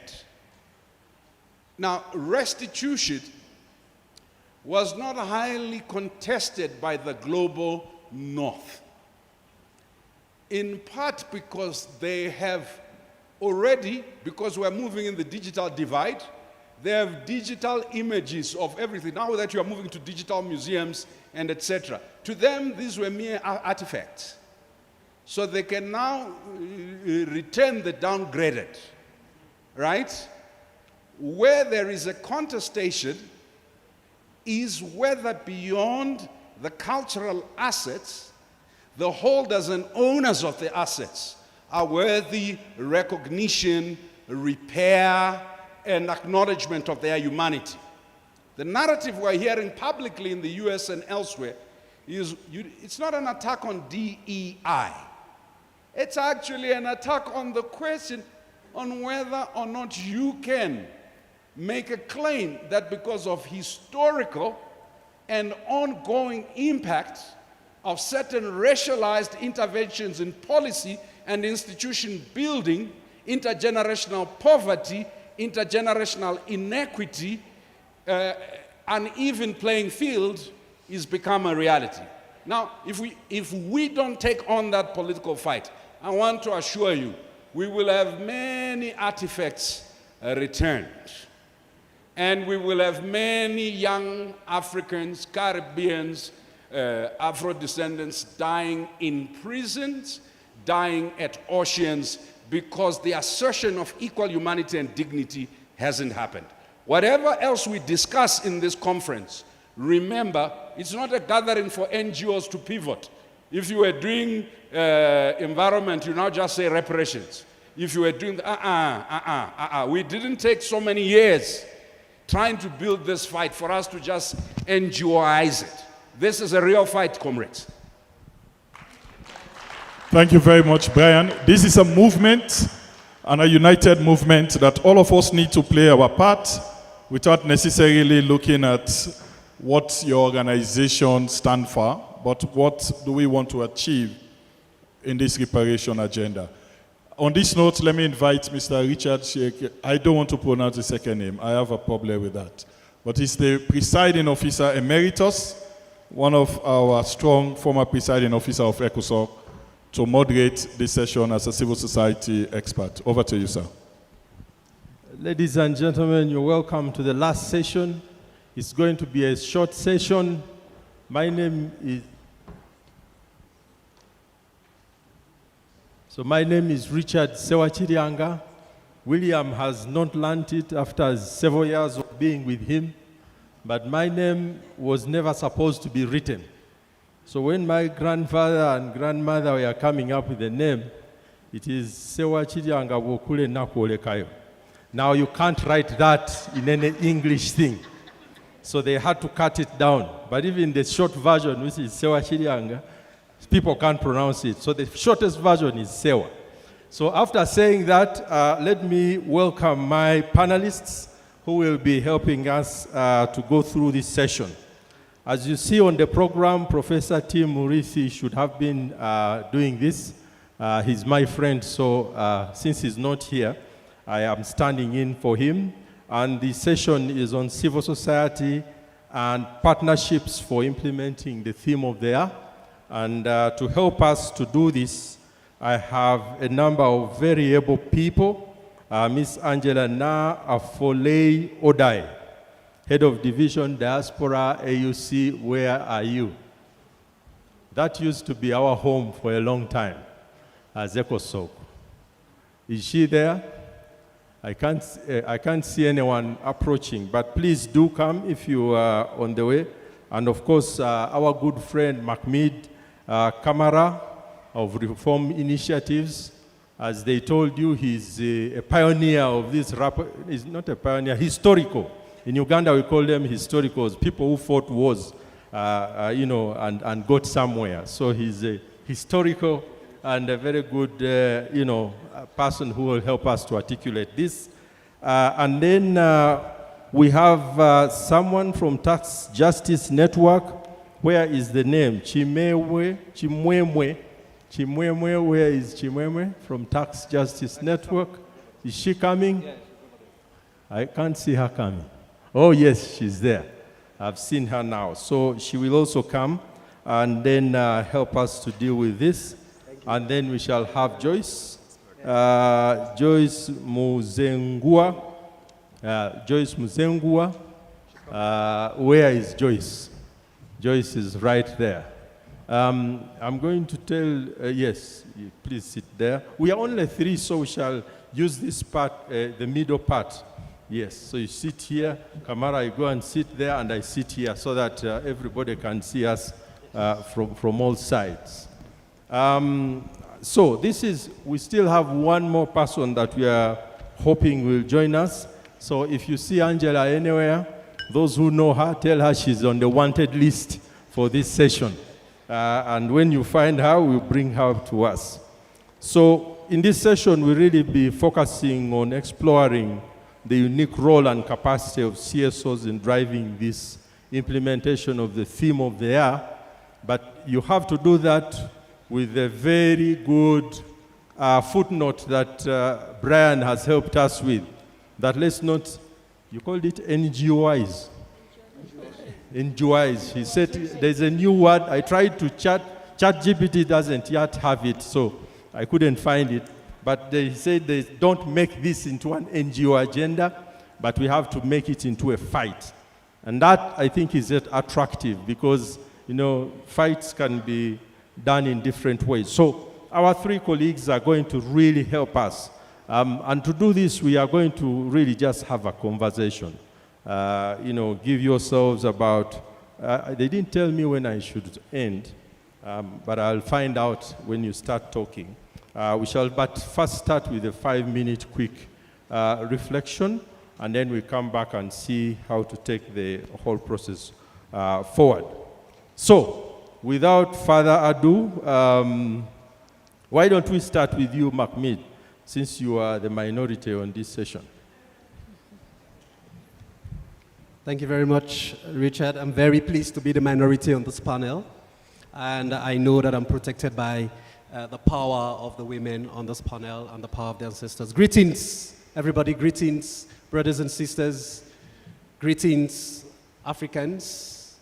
As you've already heard, Mahmoud Kamara is the name. I'm a Sierra Leonean, but I'm also a Ghanaian because I've been living in Ghana for the last 5 years and I've adopted Kofi as my Ghanaian name. And I mentioned the country that I'm from specifically because this was a country that was created for people who were enslaved, who were based in the UK and fought for their freedom, got their freedom, and they were shipped into Africa, and the province of freedom was founded for them. And that province of freedom became Freetown, which is my city. So for those of you who want to know the history of Freetown, it is because it was founded for formerly enslaved people who were living in the United Kingdom. I founded Reform Initiatives over a few years ago because I've been involved in this conversation and in this campaign as a student. As a young student, those days, we were mobilized by the late, great Tajuddin Ibrahim and brothers like senior comrade Brian Kaguru and others who went around the continent. And this is not to reveal Brian's age, by the way. This is just to indicate the years that some of us have been in this struggle. I have 5 minutes, so I'm going to talk about reform initiatives. Reform initiative is playing a role of a connector and facilitator. We've had a lot about people feeling disconnected, people feeling separated or not included in the campaign for reparations or reparatory justice. As an organization, we're operating in Ghana. We're working with partners in Namibia, and you'll hear from one of our partners shortly, and in different other countries across the continent and in the diaspora. We see this role as connectors because one of the principal tools for the profiteers of colonialism and the enslavement of our people was to disconnect us. Disconnect us from our lands, disconnect us from our cultures, disconnect us from our languages and our ancestry. So our role in this struggle is to reconnect. Now, we've built our program, our reparatory justice program as an institution on the 5R principles. And I want to take this opportunity to thank Brian. He mentioned the conference, the mini conference, the BIA conference we had when we were crafting the Accra Summit in 2022. One thing that came out of that conversation was the framework that we have been using to advance reparatory justice. The first R in this 5R framework is the reconnection. We want to reconnect Africans. And this chimes with a lot of the things that we've had. We want to reconnect not just with our environment, not just with our peoples, but also with our intellectual thinking. A lot of the things that have been done to us is to separate our intellect from what we actually know, to make us seem as if we don't know anything. So we want to ensure that we are connecting and reconnecting. We also do political strategization for political mobilization. What does this mean? This means that a lot of our political leaders really need a lot of hand-holding. But in order to handhold them, to get them to where we are as civil society, we need to strategize with them. We need to develop policies and processes or mechanisms that they see not as antagonistic, but propositional in a way that gets them to support us. So political strategization for mobilization is very key. Knowledge building for narrative shifting. When we organized the Accra Summit in 2022, after the president of Ghana made his keynote address, and it was posted on Twitter, X now, a lot of the response from the public was, oh, you want to just get some money to steal again. Nobody wants nobody should give us money because if it goes to the politicians, it's just for them to steal it. And that is as a result of the serious knowledge gap that we have when it comes to reparatory justice. This morning, Dr. Desso mentioned a very important point about the distinction between transitional justice and reparatory justice. It is very important, especially for those of us who come from countries that were not just founded for formerly enslaved people, but also experienced 10 years war. We have gone through transitional justice, the various mechanisms of transitional justice, and we've also been understanding and studying the reparatory justice mechanism within transitional justice. There has to be a distinction when we're talking about reparations for historical crimes. So knowledge building for narrative shifting is very key, and we collaborate with institutions like the African Futures Lab to ensure that we develop knowledge through research and other forms of knowledge building. Community mobilization and voice amplification. Tomorrow, we will be having the Amplifying Voices and Building Alliances for Reparatory Justice event, which I want to use this opportunity to invite all of you to attend. It's open to the public. It's happening at the Best Western Premier Dynasty. And as Don mentioned, this is the Best Western Premier, not any of the other Premier Best Western hotels. This is an opportunity for you to listen directly from the affected communities from Namibia, from DR Congo, from Burundi, and our sisters and brothers who have been working with these communities to amplify their voices on the campaign and advocacy that they've been leading on. Our next, I don't know how much time I have, but I want to mention the three other elements of our framework. So I've mentioned reconnection. I've mentioned reparatory justice education because then there's need to re-educate ourselves. And then the third one is about repair. And this repair takes the form of healing, emotional and otherwise. The fourth one is about resisting. Brian mentioned about the fact that when we make one step forward, there's a lot of pushback and backlash to destabilize whatever progress that has been made. And that fight, that resistance, is not just from external actors. We're also fighting within the movement. There are movements within movements, even in the continent, that will find ways to derail the progress that we are making. So there has to be the concept of resisting external as well as internal factors who are against the advancement of reparatory justice. And our fifth and final frame within our work at reform initiatives is to rebuild. And I'm happy to talk more about rebuild, but I don't want to exceed my 5 minutes, and I'll be respectful to Richard before I'm booted out here. Thank you very much, everybody. Thank you. Thank you very much. I think we will keep the 5 R's in our minds and see how to connect that at the end. But let's quickly go on to thank you. All right, thank you. So I will be speaking from the tax justice movement. And I think I would like to start off with what Brian had shared about this is about resistance, and let's avoid pivoting as organizations. And he spoke about the indigenization of our work or our resistance. And I think that's very powerful. In as much as it is powerful, it is also important to recognize that we live in a world order where we are forced to work under institutions, and that is exactly what has happened to the movement. One could argue that that is what has happened to the Pan-African vision, that it was, it in some ways has been restricted by the fact that we have to work under certain structures. And by and large, those structures moved from what people had as a reimagination of the world and of Africa and the place of people of African descent. And with that, of course, were issues of equality, equity, and dignity. And we've seen the infiltration of the corporate world, the corporate order of the world, which is institutionalized and perpetrated, if you like, by certain global actors into our movement. And so I just want to highlight that in as much as we find ourselves working in these institutions, at the core of it are individuals who have a vision for the world. And so in terms of tax justice, there's been a lot of work that has been done, firstly at ground level.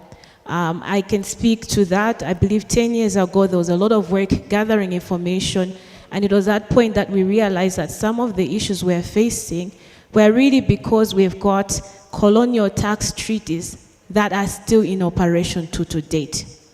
It became clear 10, 15 years ago that if you're looking at a very local level, a woman who sells tomatoes in a market pays much more tax by someone who owns a butchery, for example, because of when they are taxed and all of that.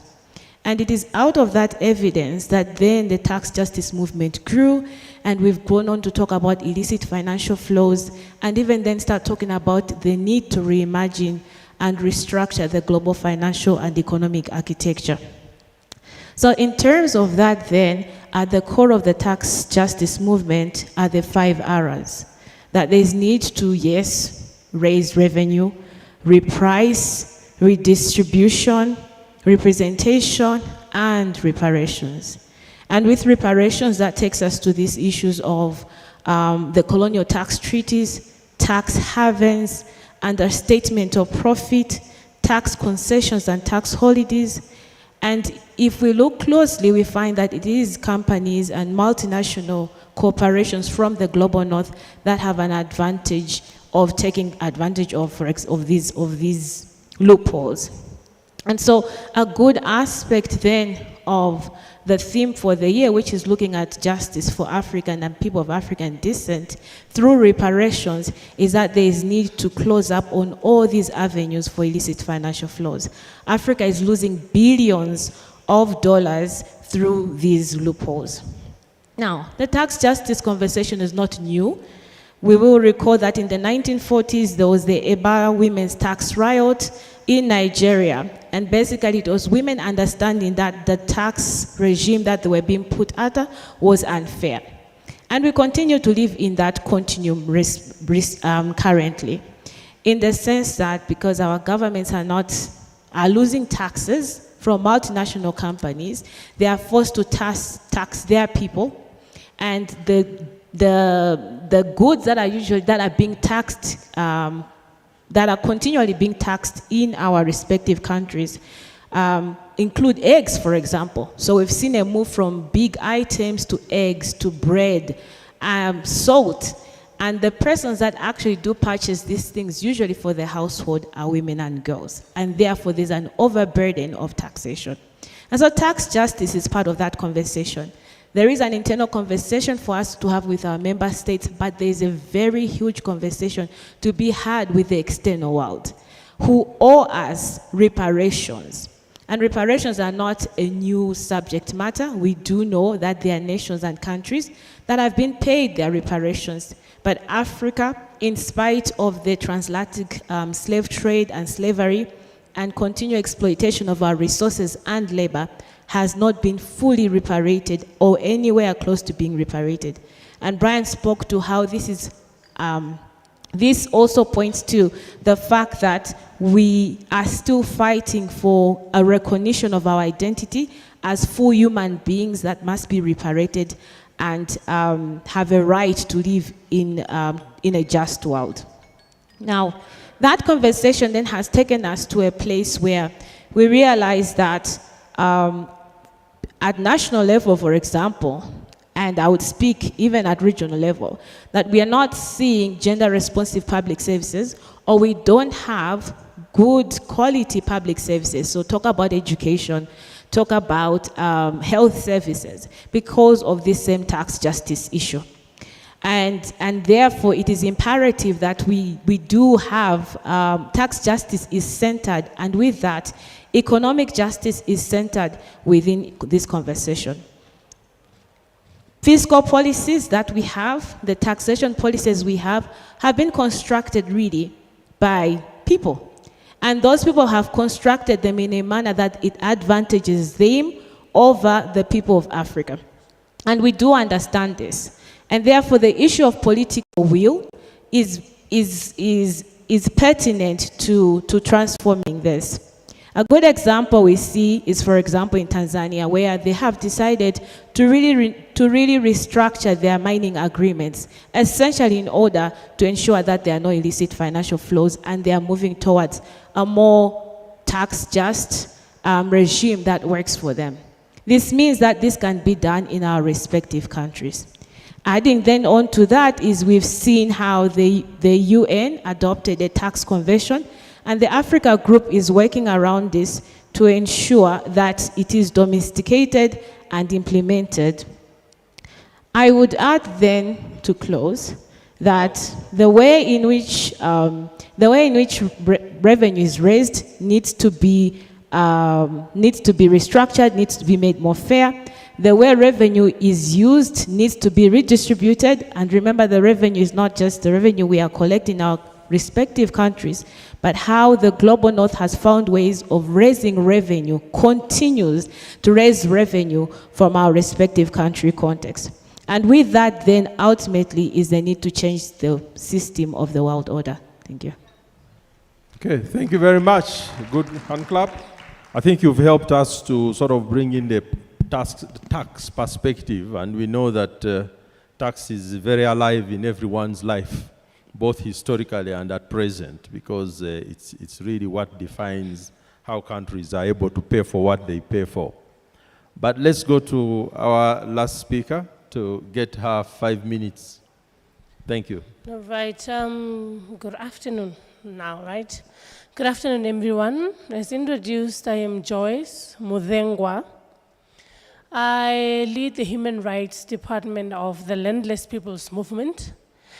We existed as we were formed in 2016, and we existed as a civil society movement, and until we were forced to register as a political party in 2019. So as I speak now, we are a political party, but it was circumstantial, and I'm going to explain why.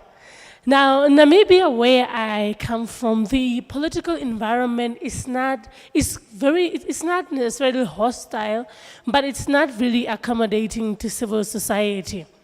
And so the sentiments that we echoed outside of government was imperative, and it needed to be echoed, especially in the legislative chambers of the country. And therefore, we had to eventually become a political party, become directly politically involved for us to influence the state's policy and laws. In other words, if you are a civil society in Namibia, you don't really have much to influence. And so we were forced to become a political party. We registered in 2019. But because we are a grassroots movement and we really want to be on the ground, we are the connecting piece between government and the people, of course we had to register our foundation, and that is where most civil society work really is conducted, of course, while we parallelly work as a political party to undertake the tasks that we are supposed to. And so, as the Landless People's Movement, the name really is self-explanatory. We were formed, or we emerged as a stimuli to elite land capture in Namibia. Now, at independence, Namibia enacted within its Agricultural Land Act a resettlement program to redress what colonialism did. In other words, we have the Aharone and the Nama people that were dispossessed of their land, amongst other things. And so this program was to give them back their land that they lost during colonialism. But what happened is that these farms were not necessarily, or this land was not necessarily given to the Aharone and the Nama people. The white people, amongst others, held on to this land, and the others was given to some politically and elites in the country. And therefore, when we started, we said this is the ancestral land of these people. It has to go back. When you speak of restitution, it must be in a form that, one, that is possible, but secondly, that the people themselves want. And therefore, as a grassroots movement, we went back to the people and we said, look, what is it that you want? They said, the state, the white farmers sell some of this land, and if I can prove that I lived on that land, please give it to me. But of course, our government wouldn't do it, and so we had to continue fighting for our people. And fundamentally, we fought alongside the affected communities since the inception of the Landless People's Movement. We fought for their reparations, for them to attain their reparations from Germany. Now we know that the Namibian government and the German government engaged in bilateral negotiations from 2015, which were concluded in 2021, where a negotiations process that yielded a document called the Joint Declaration, also known as the Reconciliation Declaration. And so, of course, we rejected the document.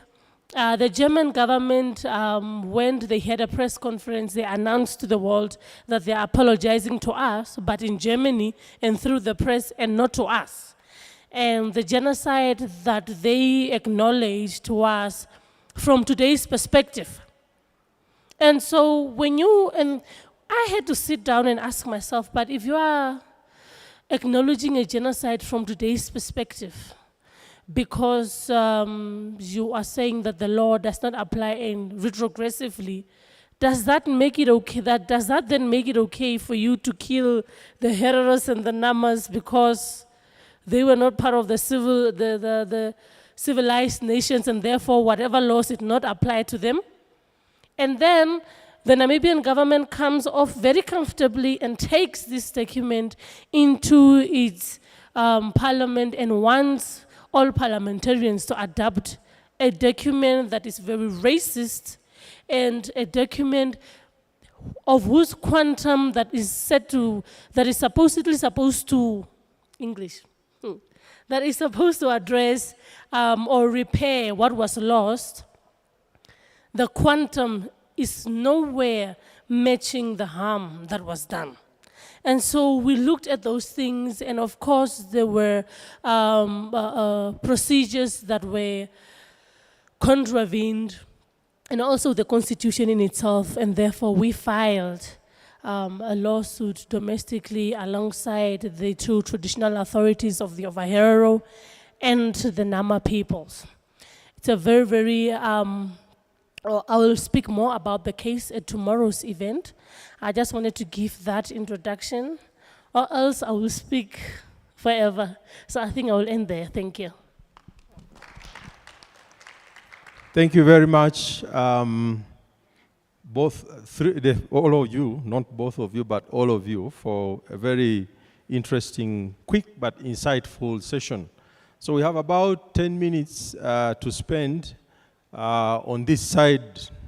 If you have something to say, we will take hands, and we will not take many, about a few. They told us there is some dancing to happen, there is a closing session, so you can see our program is packed. So we shall try and use about 10 minutes for anything. There's a hand right there at the back. I don't know who has the mic or Raj is the marathon runner, so there is one there. Then there is a second person here who will represent, then the third one there, and the last one there. And then after that, I close the session. So over to you. Thank you very much, Chair. I am Martin Sunker from Africa Development Interchange Network. I come from Cameroon, and I'm also the chair of the African Regional Mechanism on Major Groups and other stakeholders. I thank the panelists for their experiences.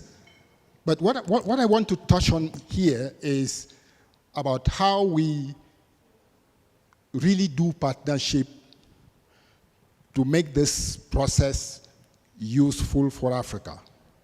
How do we work with our leaders so that the kind of work that you just presented is useful for us? We just came out of the Summit of the Future with a number of resolutions, including how we reform the international architecture, including the financial architecture. And we are moving toward the Seville FFD4, the Financing for Development Conference. How do we use all what we discussed today, including what Brian presented this morning, which is very powerful?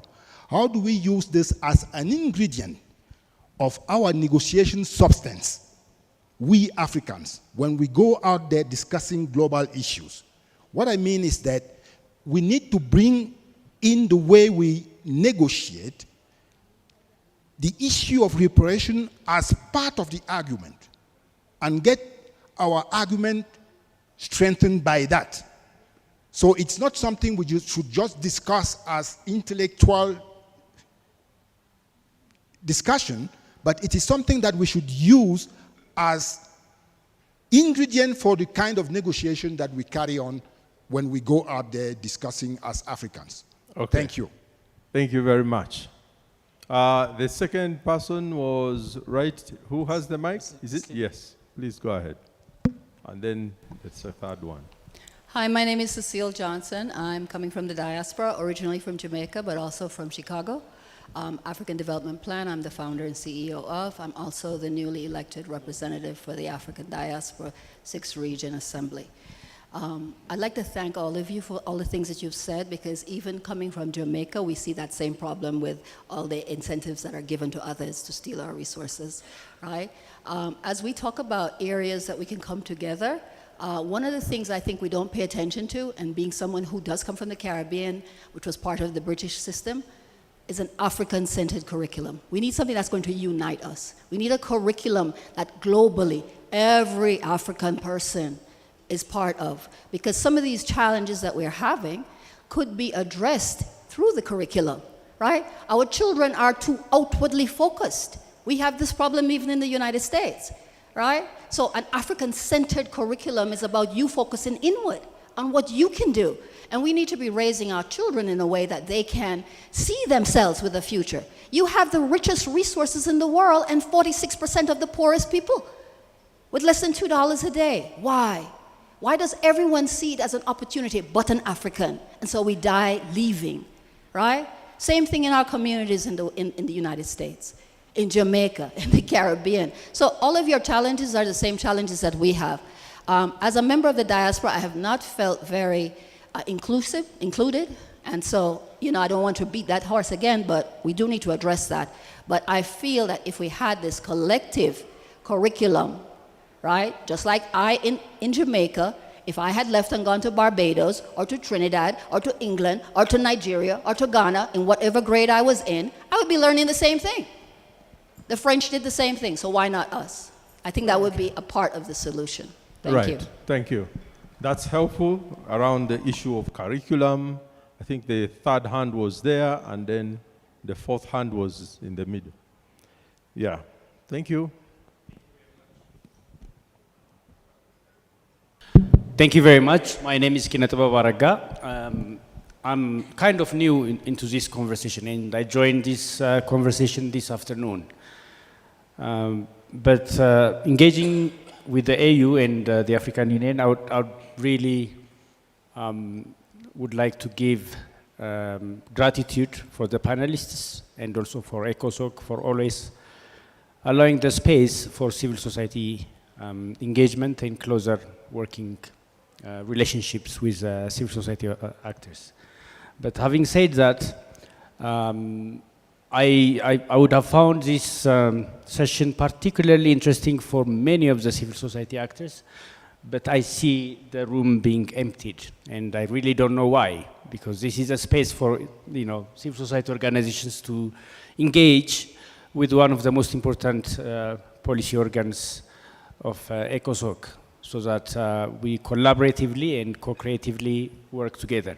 Now, on the reparations issue, I understand that this theme of the year is a big opportunity, but at the same time, it's not also the fresh start of the conversation. I understand that in 2022 or 2023, the proclamation, the Accra Proclamation has been adopted.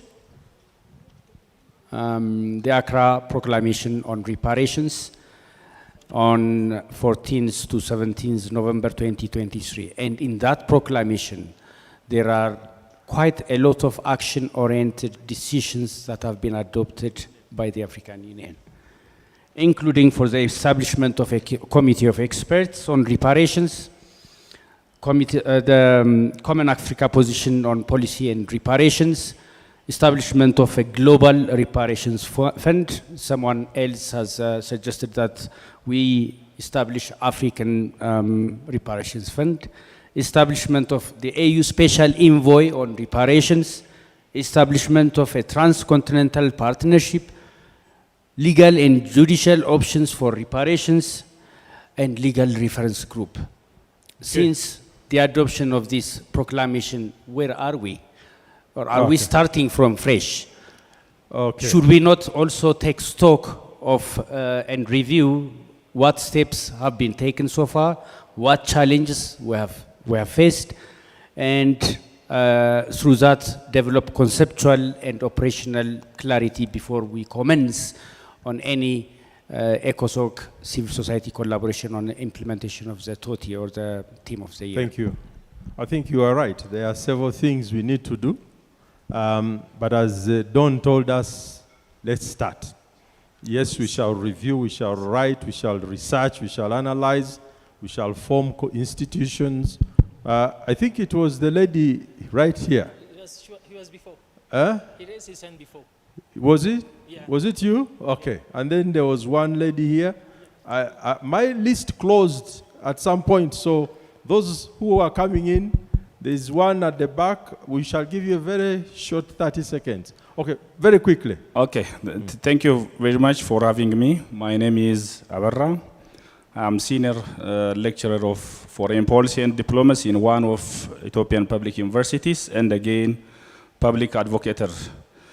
And my part is, again, commenting in resolution part. I think based on particular action which is going to be taken is what and how part is very vital. Now the policy regarding particular recently the global north policy against African or global South African, Asian and Latin Americans. So understanding another side is very vital, particularly antagonistic part, how they are now thinking about to back African interest and global South at large. So after clear identification of their side, antagonistic side, so it's better to jot some things. That is my party's new, which is extracontinental diplomacy, because if positively they able to bargain with us, it's better to build again the relation which is based on mutual interest. But if it is negative, we are just recognizing that they are now in a way in a position of ignorant and harming and a deceit which is continued for the last years. So for that matter, we can detach social and economic tie because of territorial nationalism is nothing for global northerners or westerners. We have blade-linked nationalism, which is practically fruitful if we do our best in this regard. Okay. So that's why we made liaison office blade link with respective African countries, and then council of these diasporas, African descentists, as a council, one continental council should be established. That is a great way. Okay. Okay, thank you. I Thank have you very some much. 2 or 3, but thank you. The point is taken. Apologies for, now that is an indicator that I want sharp and short points. So kindly, thank you. I'll be quick, thank you. Greetings, family. My name is Dr. Angela Sells. I am from Cleveland, Ohio, the Midwest. I'm representing the African Union, African Diaspora, 6th Region High Council, with regards from Dr. Bill Beekman and all of our organization, who's been beating this path for several decades. We're in a defining moment in history right now. And it's going to take us as a family. If all of our men are working on this, that's just half of us. The other half of us are the women. And we have synergy, we have whole. If we just look at our contemporary continental Africans and the reparations framework, we only have half of the family. We also need the diaspora to make 100. So we all have to be in this together. We were invited through our partnership in Senegal, and as discussed, we've been busy working on training manuals for CSOs in the diaspora to see the actualization of reparations. Did they turn my mic off? I do want to give a special recognition to Ethiopia, who is now becoming the first African country to recognize and celebrate Black History Month. We were at risk in America of losing Black History Month because of the new administration. And there is a group of brothers and sisters here in Ethiopia that is recognizing Black History Month. So tomorrow we will be at Ezrah Memorial at 2 p.m.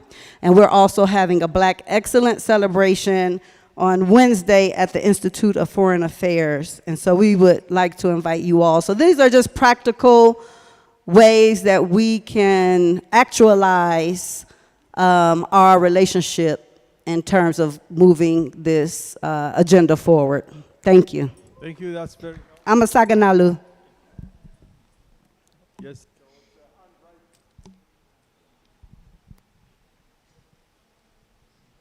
Thank you. My name is Mabos Ortman. I'm from Namibia. I am a descendant from the Nama community and part of the Nama Traditional Leaders Association's Technical Committee on International Advocacy, Genocide and Reparations. And I'm so happy to be here, and I want to thank our partners, Reform Initiative, MacMeet, that has brought us here together with Joyce, my sister up there. And the director says sweet and short, because tomorrow also we have another panel, so I will invite you to come and listen more to our story. But today I think when I was sitting here since morning, I think I'm aligned with all the discussions that has taken place and the statements that was made, because that is the fight that our people has been enduring for the last how many years. And all the aspects that was discussed, I think we identify ourselves with it. But the most important thing I have stand up now to talk about, and with the theme of the year and Africa Union reparations, is the political will. And I trust at the end of today, when there's a communique or any statement that will go to the head of state, I think it's important to highlight the issue of the political will. Because at the end of the day, we sit in these rooms, we sit at high tables, we talk, and we have been talking. I can say that from experience. But if the political will if our political leaders, which has to really take this on at a different level, is not with us or is not listening to us with what is happening with ourselves in Namibia with the Nama and the Aharone chiefs and the descendants, then I think, the road will be very long and hard. But I can hear everybody standing up that let's work together, and this session is about the civil society and its partners to come together to continue this fight. And I can commit on that, and I think from our side we have been doing that. Now we are here at this stage at African Union, and this is where we want to make our voice to be heard.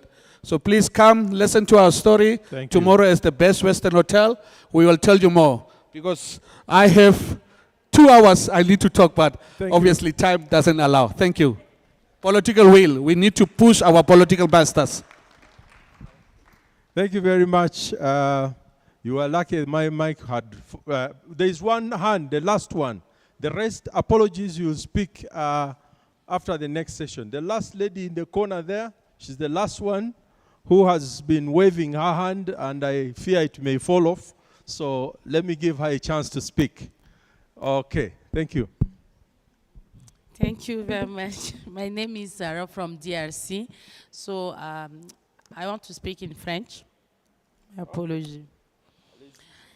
So, pardon. Comme c'est pour clôturer, j'aimerais bien revenir sur le thème, bien que le thème de l'année, sur la question de la justice et la réparation. Je pense que tous les efforts que nous avions fournis jusque-là montrent que nous sommes vraiment en train de travailler sur des questions de paix, d'où nous pouvons maintenant réfléchir à la justice et la réparation. Mais ma recommandation était que à chaque fois que nous parlons de la réparation, il est important qu'on revienne sur la question de la paix, résolution de conflits et prévention. Parce que ce qui est vrai, bien que nous parlons de la justice et la réparation, nous connaissons tous le défi que nous avons encore avec la justice en Afrique. Et la réparation, jusque-là, les analyses montrent qu'il n'y a aucun programme que nous pouvons mettre en place pour amener une victime à oublier ou soit à être guérie totalement après être victime pendant surtout la période de conflit. Donc, l'analyse que nous avions faite pendant les temps que nous sommes ensemble, on se rend compte que si nous parlons plus des réparations et moins d'une paix durable, de résolution de conflits, nous sommes en train de maintenir un système, malheureusement, que nous ne saurons pas guérir ou à la fin finir. J'ai beaucoup aimé l'intervention de notre collègue qui parlait de la restauration ou la réparation. Donc c'était juste une recommandation de voir, à côté de la réparation, parlons aussi plus vraiment de mettre fin au conflit, à la prévention. En ces moments même, je prends juste quelques minutes pour parler un peu de ce qui se passe en RDC, particulièrement à Goma. Nous avons un centre d'encadrement des enfants ex-combattants victimes de conflits. Parmi eux, plus de 45, ils sont morts dans des bombardements. Une question que je me pose, quel est ce programme qu'on mettra en place pour réparer ou guérir leurs encadrés, ou même leurs familles qui avaient déjà cet espoir de revoir leurs enfants revenir étant guéris, n'ayant plus rien à voir avec les groupes armés ou la guerre. En même temps, il y a des victimes qui sont en train d'être victimisées maintenant ou être violées, qui sont en train d'être tuées au moment où nous sommes dans cette salle.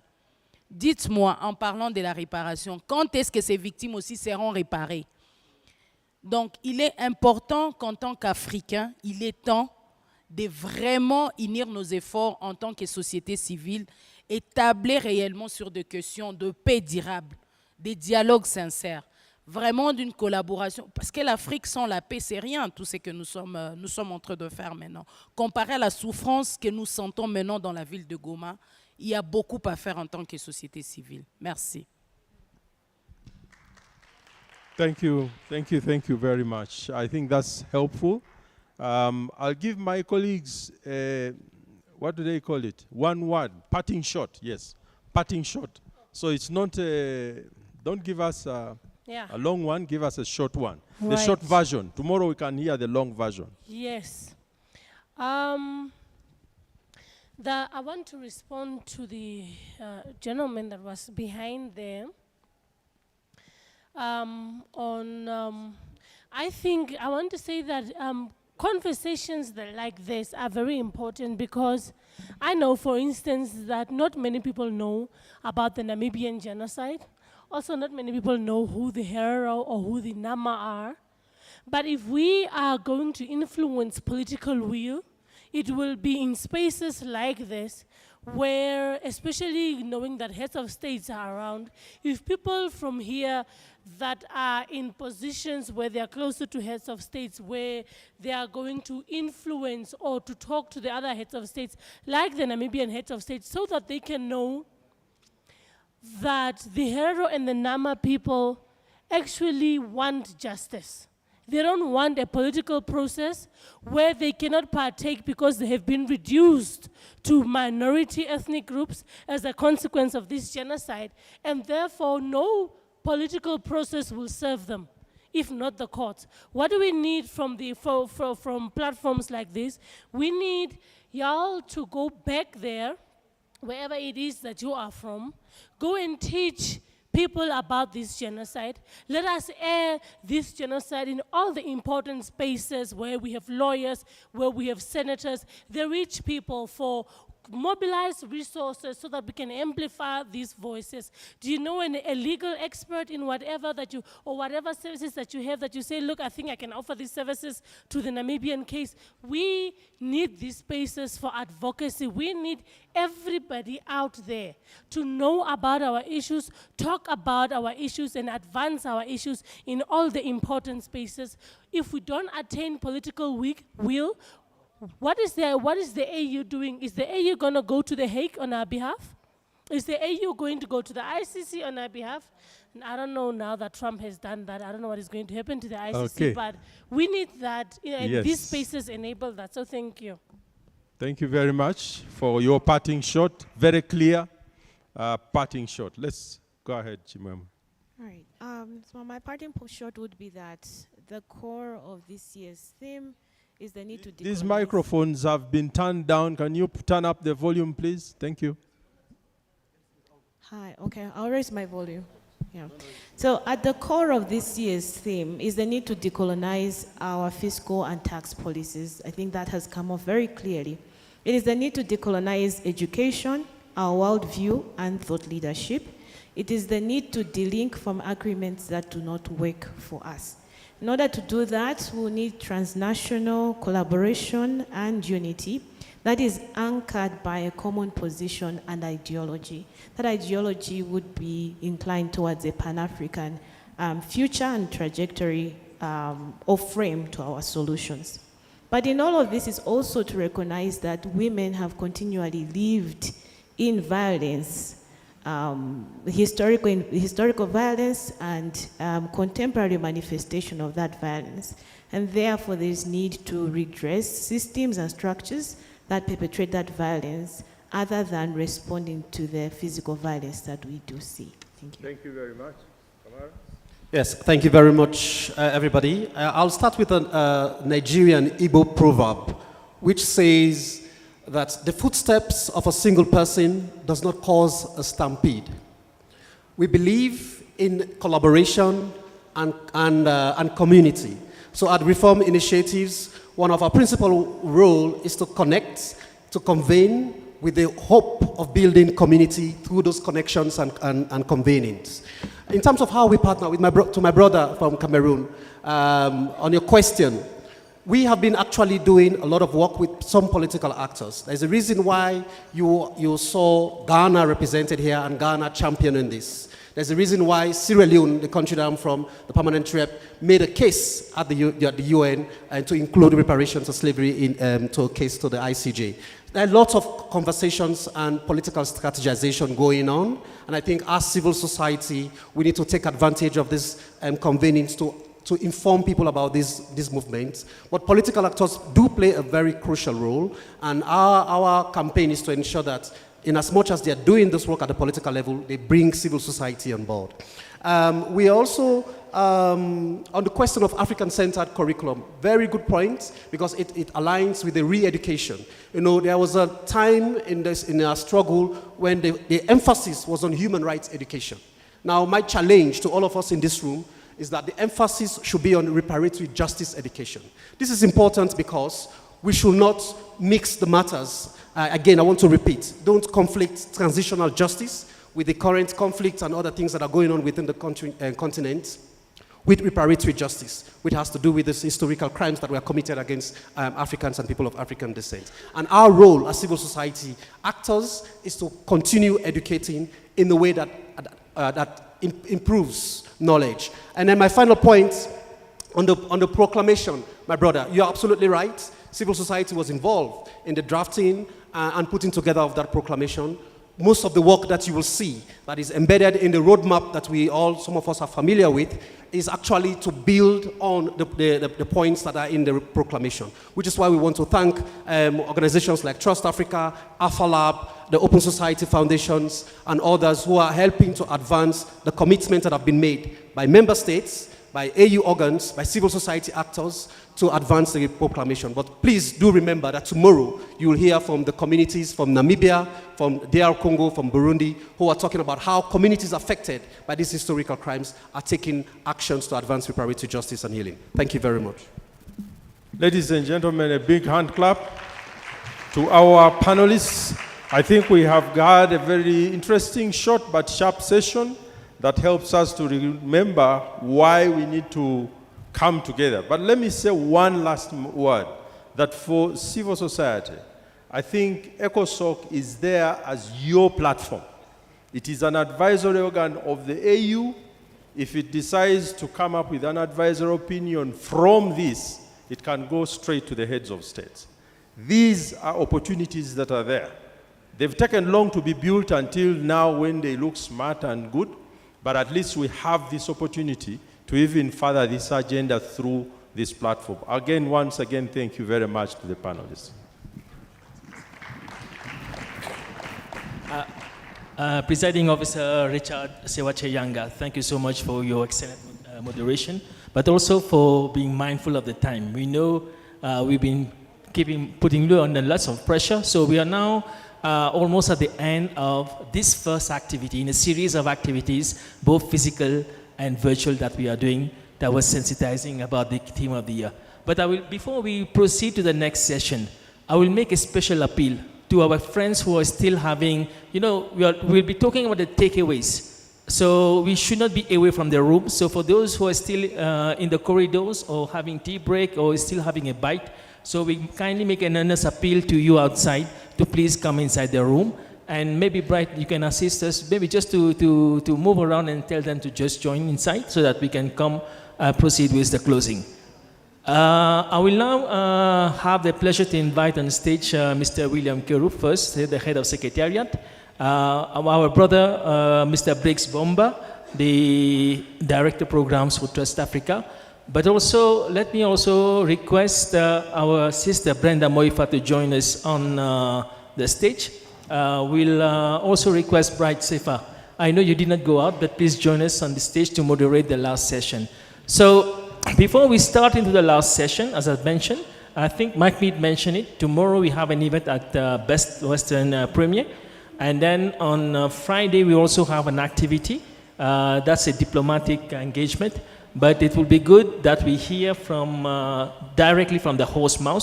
So allow me to invite Brenda just to give you a snapshot of the activity on Friday so that you know where to come and what will be the agenda. So Brenda, if you can join me here, or you want to speak from there. Maybe you can.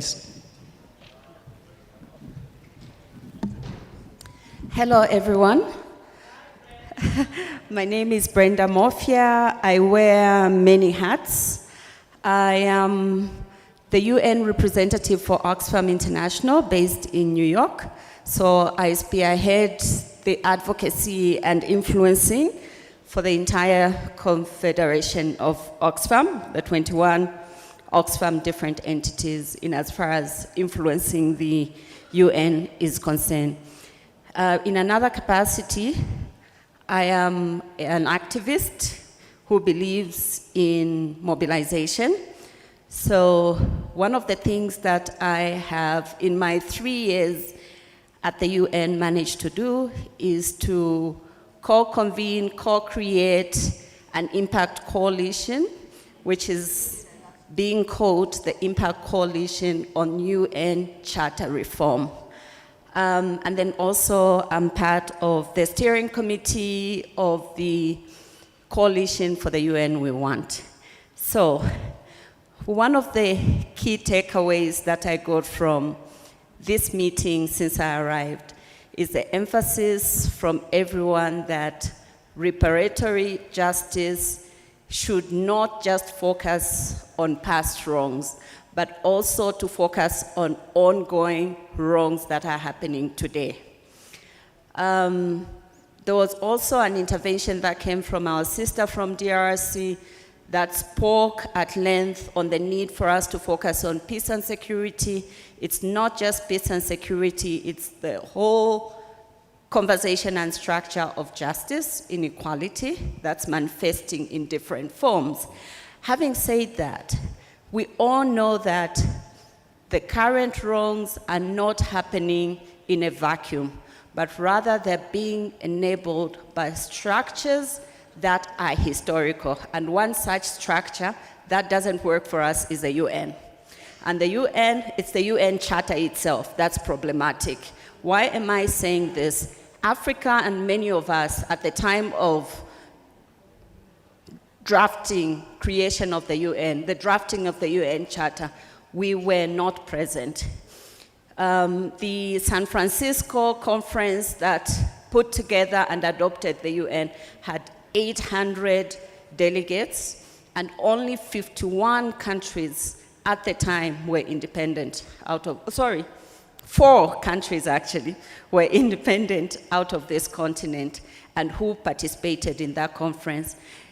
It even gets worse because out of those 800, only 8 delegates were women. So it's not just Africa we're talking about who were not part of the crafting of this UN, but rather also women were not there.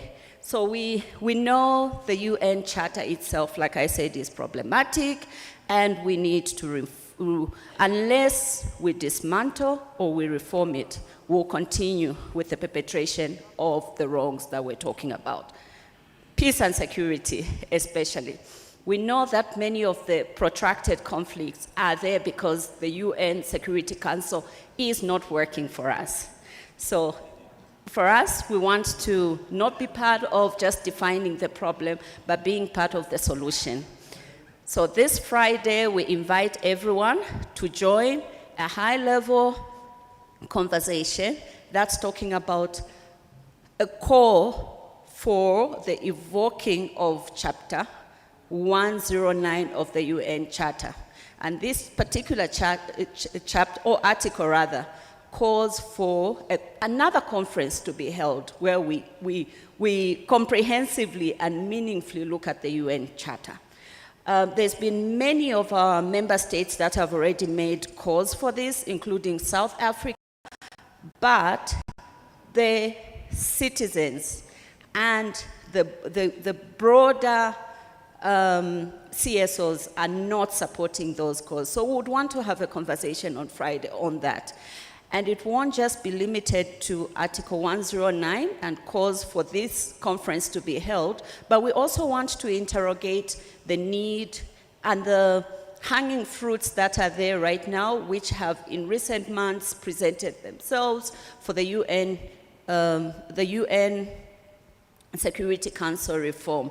Many of you that were in New York in September engaged in the process of adopting the Pact for the Future, which has recognized for the first time of the Africa's injustice in terms of participation and representation in the UN Security Council. I won't go into details, but just to say, please come, because we know that the US did not support apartheid, and yet apartheid was brought down. Why was apartheid brought down? It's because we mobilized.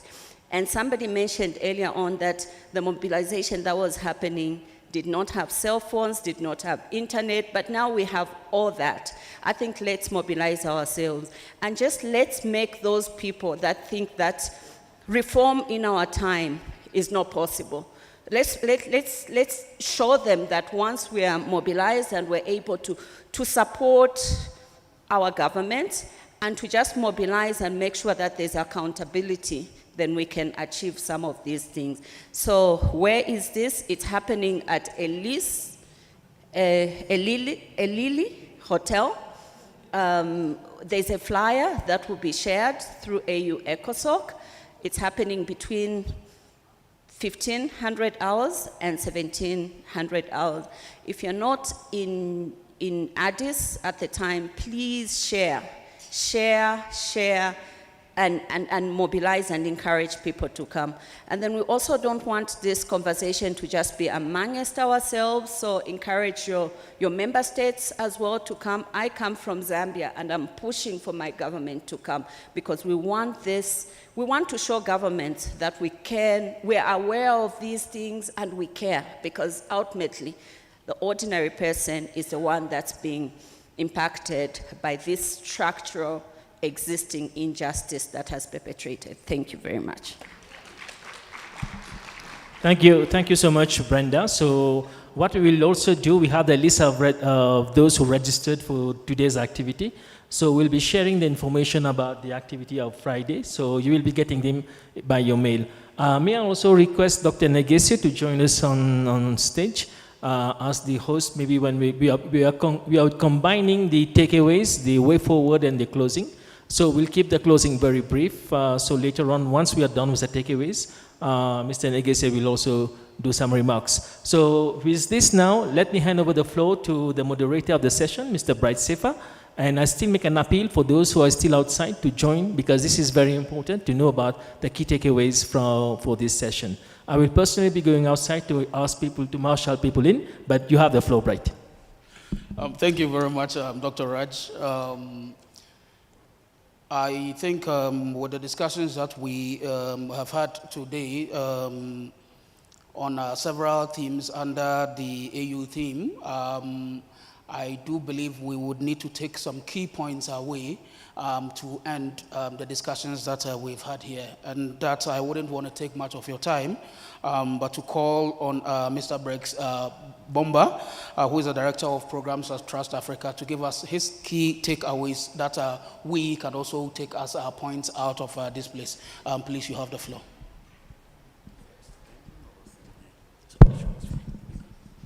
All right, thank you, Bright. I'm not Mahmoud Kamara, so I'm going to move this away. But yeah, thank you. It's very difficult to distill a boiling, still boiling and simmering conversation. But I think from our point of view as Trust Africa, there's a lot already that, is emerging from our conversation since this morning, including just the recognition that this is a very important historical conjunction for the conversations on restitution, reparations, and the world to be reimagined. I think we had how the momentum and the energy that is being invested in the conversation, of course, building on all those many years of efforts that people like Mahmoud and a lot of our people who are here have invested. It feels like this is a moment of fruition for that. A major takeaway in that respect is really the need to do our best in terms of mobilizing a massive diverse citizen engagement with these issues.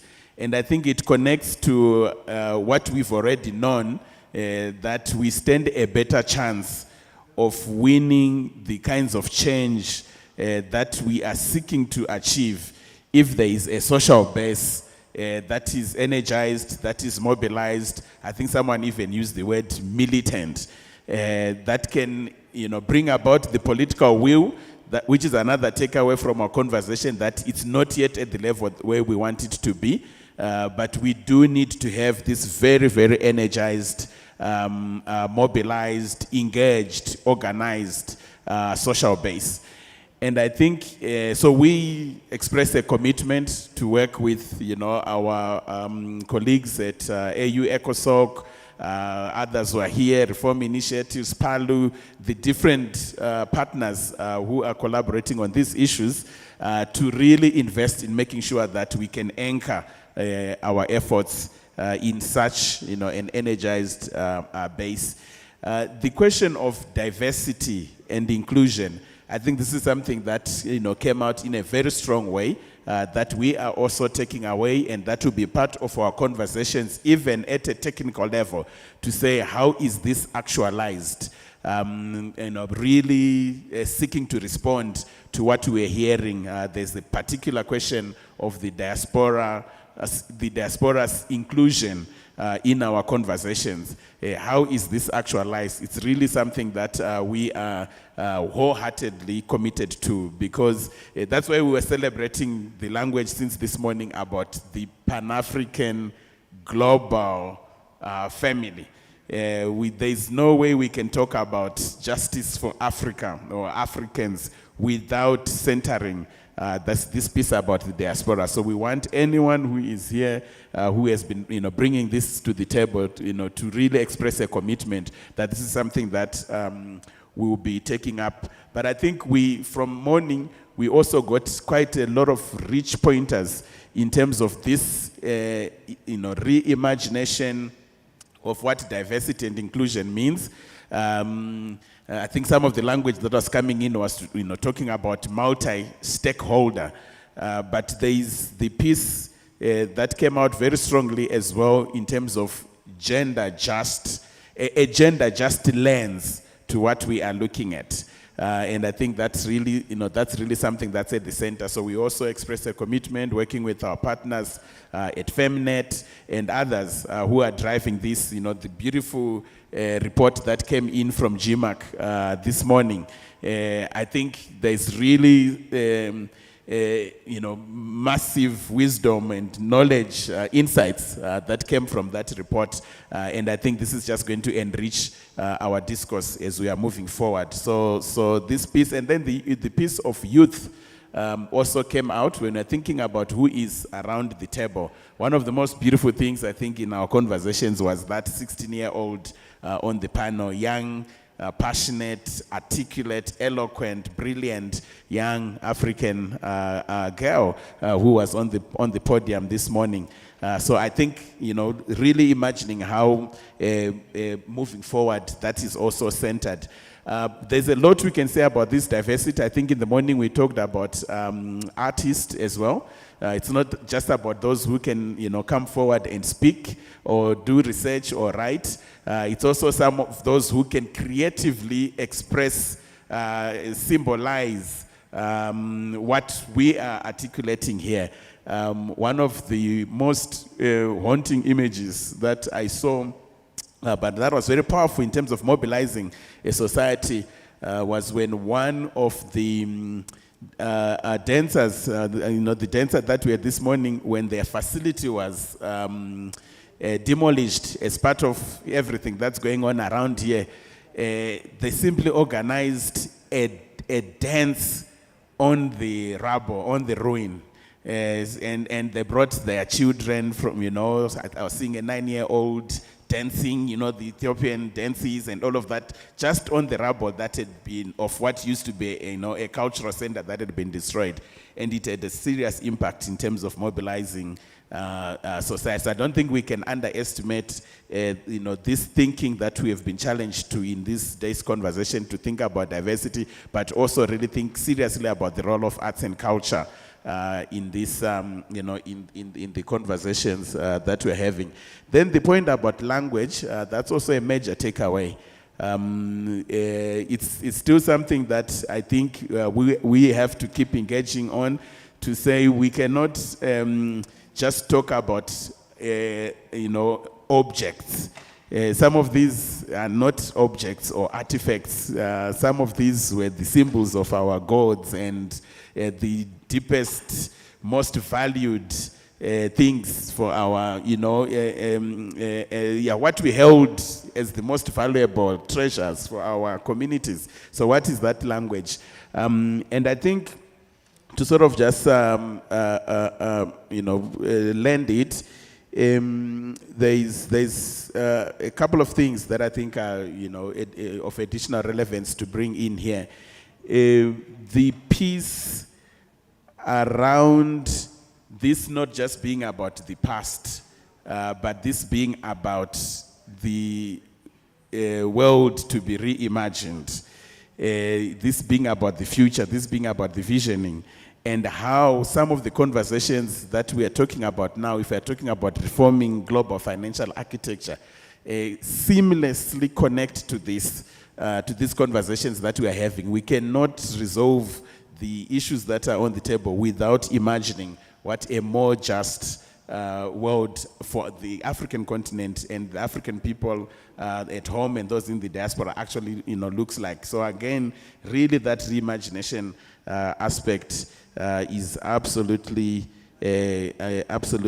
critical. Let me not take too much time. Let me maybe leave it at this and simply say, I think from Trust Africa's point of view, we are really, really committed to being, in fact, this is the last point that I wanted to make, to now the next stage or the accompanying stage, which is the technical work that needs to be done now to delineate all of these and some of the pieces that we are not even bringing onto the table now, delineate them properly, and then look at how do we systematically work, across each.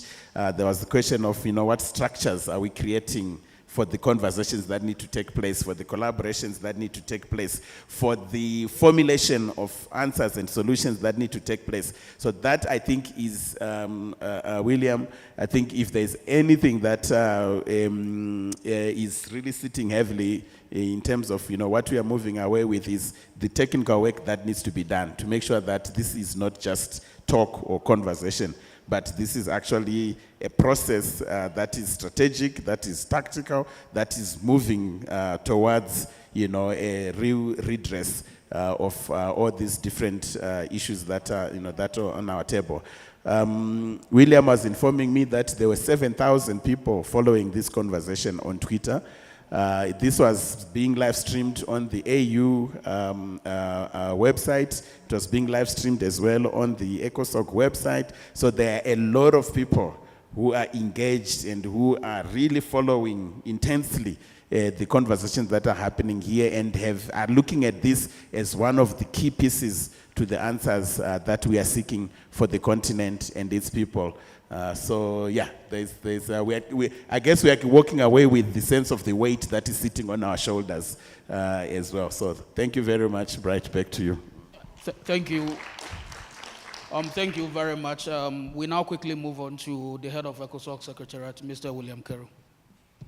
Yeah, thank you very much, Briggs. I think to start with, it is important that the conversation around reparation, one, requires a lot of awareness raising. And that is the reason why intentionally ECOSOC, working in partnership with other civil society organizations, ensure that we register this particular event as an official side event on the margins of the African Union Summit. But like I said in my speech this morning, we want to see citizens at the center of this kind of conversation. And you can tell from the participation, even from the virtual point of view, where we have just on Twitter about 7,000 people following the live streaming on Twitter. I don't know for the other social media platform, especially looking at the African Union Commission, the ECOSOC, Facebook, LinkedIn, and other platforms, of which the event was also live stream. We had also people who were following to Zoom, who registered to in an hybrid format to participate through Zoom. So there is a lot in terms of raising the awareness. The second thing, which is very fundamental, we all are doing our little efforts from our various organizational point of view, but we still remain fragmented. I think we need to find a much more collaborative and coordinated ways of working together on the issues of reparation. Remember, we are talking about a global movement. We cannot be seen working in isolation. We cannot be seen working in piecemeal. We can be doing what we are doing from our institutional point of view, from our vantage point of view, but there should be deliberate efforts to collaborate so that we are able to connect the dots. It is very vital because where we need input in terms of citizens' voices into some of the frameworks and policies, we need to be able to work with you so that we solicit those perspectives and those input and channel them to the African Union. That is what ECOSOC is all about. And that is the reason why we need to work with you all. In addition to some of the things that Briggs have mentioned, we will also work in ensuring that institutional mechanisms are operationalized, and we work in full collaboration with the African Union and between the AU and partner institutions. Remember, if you look at even the concept note of the theme of the year itself, there are expectations. They are laid down roadmap of certain aspects that need to be done. We don't want it to be done in isolation. We want citizens to be part of it. We want organizations that have the relevance and the competency to be part of it, so that we don't give room to mistakes. We don't give room where certain critical components will be left out because those who have the relevant competency were not part of that conversation. And that is the reason why the emphasis on an inclusive, well-coordinated and collaborative approach is very fundamental. We will also work with relevant players to ensure that the reparation agenda is permanently integrated into the AU institutional and intellectual systems and structures, so that when we talk about reparation, it is not just any other kind of issues. It is something which is well integrated within the AU systems and structures. We need to be able to move in this direction.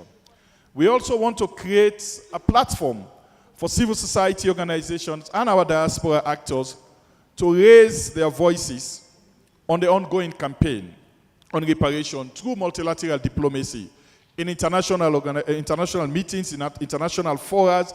We need to be able to continue this campaign until we're able to achieve the expected result. Like I also indicated this morning, we have been engaging citizens through an online campaign. If you follow ECOSOC through our various social media, and I'm pretty sure many other institutions have been doing it based on the theme of the year. We have a flagship project, which is the policy booklet for the theme of the year, and therefore we'll be engaging citizens in drafting and the implementation of the reparation policies that will also allow communities to prioritize their needs in the month of April. So we'll be holding these thematic virtual meetings, and we will be working with all civil society organizations and partners. We will also intensify our media campaign to raise awareness and encourage public dialogue about reparation. For you to be part of the movement, you need to be informed. You need to understand that reparation is not just about compensation. And I think this morning Solomon was talking about what is not reparation, so that we're able to differentiate and avoid the confusion that is normally out there. We will also be unveiling our detailed citizen roadmap on the reparation agenda in due course, like I said. And we're already exploring options with some partners to come up with flagship projects that you all will be proud of, that will not only be an activity that we will do just this year, because the conversation on reparation will not just be a conversation that will end at the end of the theme of the year, but what are some of the key actions that we will need to move forward.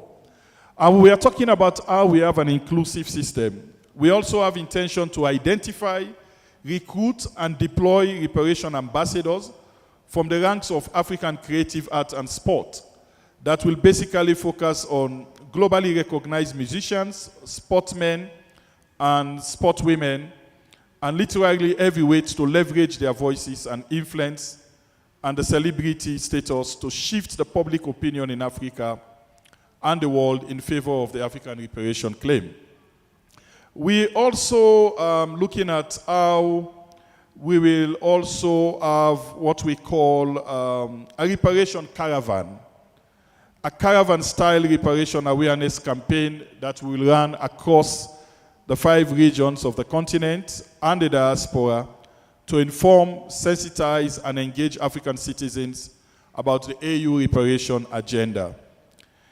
We also have intention to see how we can create reparation clinics in schools and universities across Africa, so that the conversation on reparation is not just limited to those of us who have the opportunity to discuss in forums and meetings like this.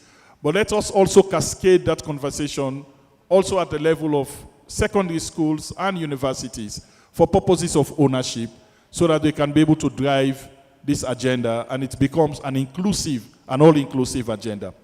These are some of the things that we want to do, and many more that I don't want to go into details, but be rest assured that we will share with you, like I said, a roadmap that will be more comprehensive enough in terms of detailing all the things that we want to do and the relevant players, and see how all of us can find a common ground to work together. It is very important that we come together to work on this particular global movement and see how we can achieve.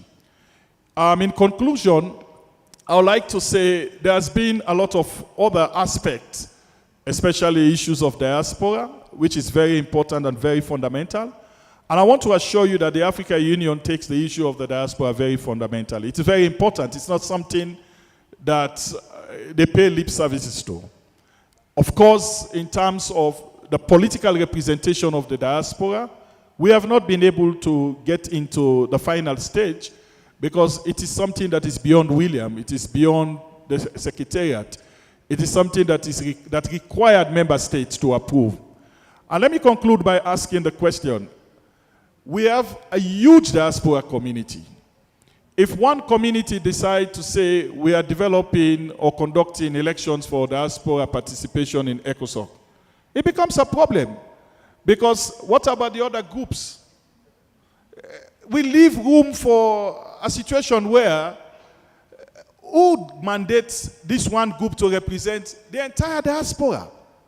So you need to have a legal framework. And that legal framework is not William's framework. It's a framework that is going to be approved by member states. And then it becomes the guiding principle, the guiding document for us to be able to elect the 20 members into the ECOSOC General Assembly. Otherwise, we can go with one group today and all the other groups becomes dissatisfied. But what Don said today was very important. Let us continue to mobilize, because it is this group that will form the constituent for the diaspora representation to fill the 20 seats. The criteria will be clear. It will create a platform for every diaspora to be part of the process. So I just wanted to say that, but I also want to say we need your support also.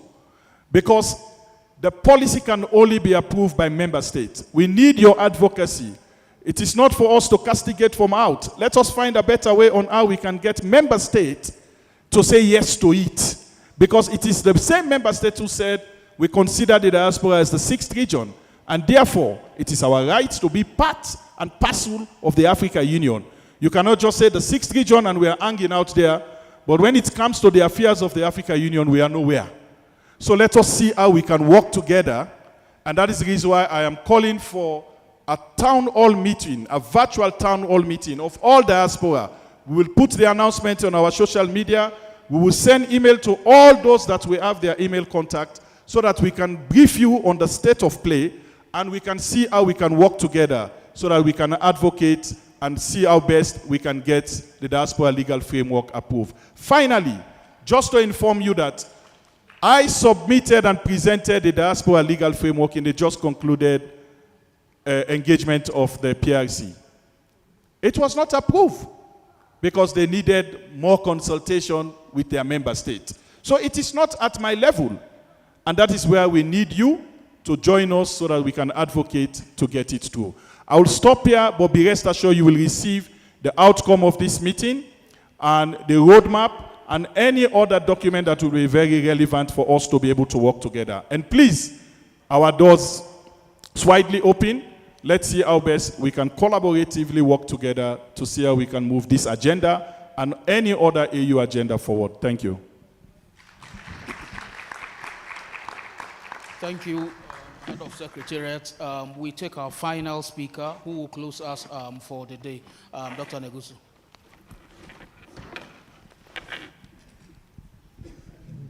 Thank you very much.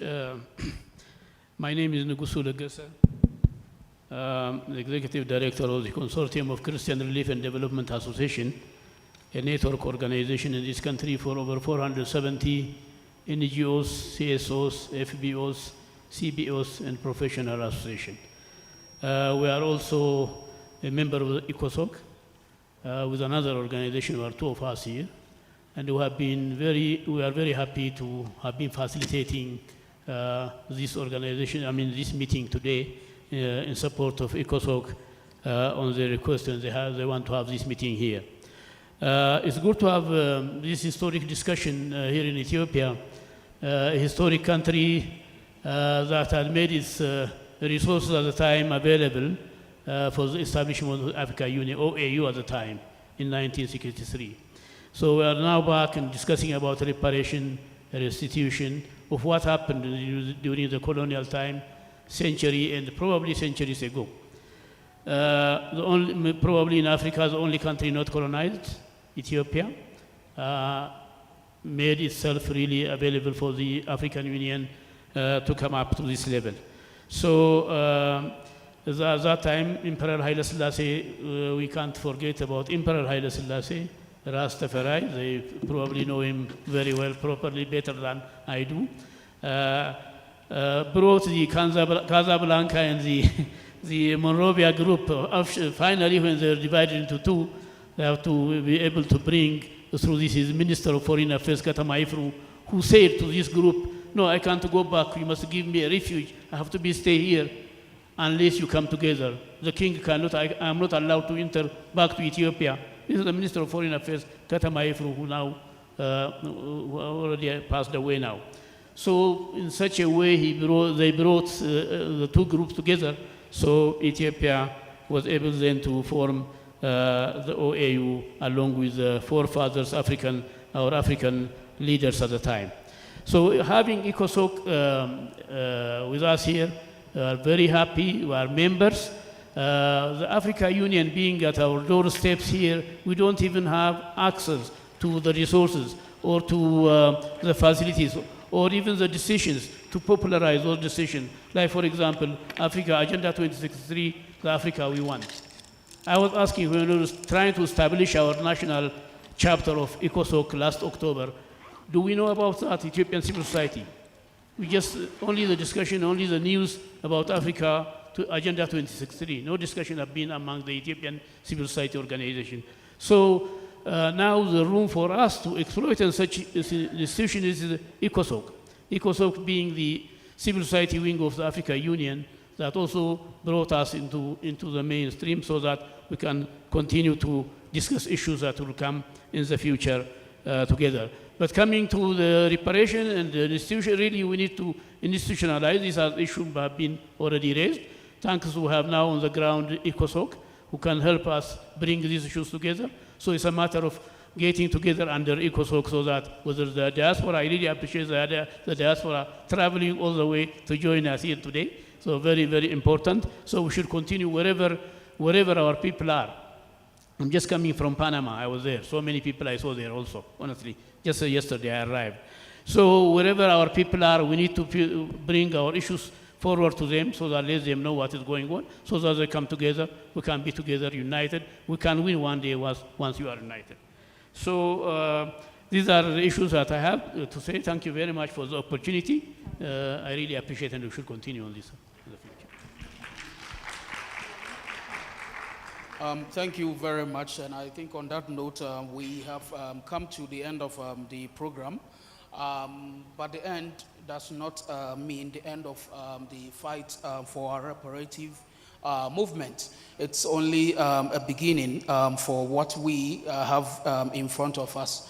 But before I leave here, I would also want to tell you, to inform colleagues here that as ECOSOC, this is what we are known for, providing the needed platform for civil society organizations to also engage African citizens to also add their voice to this discussion. And that is what we are going to continue doing throughout the year in terms of implementing the theme of the year. And so you look out for most of the platforms that will be available for you to also contribute to the ongoing discussions. I would also want to thank all our partners who have worked with us in various ways, supported us to bring this to you. A special mention to Amani Africa, Trust Africa as well. I think you've heard a lot from my colleague Briggs. There's Ethiopia Civil Society Council as well, who has also been here with us. Dr. Negusu, we thank you very much. Reform Initiatives, McMead and colleagues have also been here working very well with us. CCRDA. CCRD is also here with us again. Dr. Negusu, thank you very much. Stop the Bleeding campaign. Stop the Bleeding campaign. I think we've also had them here, and they've shared a lot with us within various ways. The Pan-African Lawyers Union. Also, we've had them here, supported us in various ways, speaking and supporting in our various platforms as well. And I think we also had Femnet join us and also spoke very well to us on the gender dimensions, among others as well. Like I mentioned, ECOSOC will continue this discussion, and also to re-echo what my colleagues have mentioned earlier, we will be continuing this discussion tomorrow at Best Western Premier Hotel, and I encourage colleagues to join us as we continue this conversation. And then on Friday as well, we'll have a diplomatic briefing where we expect some of our member states to join us and discuss issues around reforms of the United Nations as well, how we can situate the African continent and Africans within the global systems as well. So on that note, I would like to also thank you all for finding time in your busy schedules to join us here and continue this discussion, and I'm hopeful that we will meet again on several platforms to continue this discussion. Thank you very much for having you here, and see you.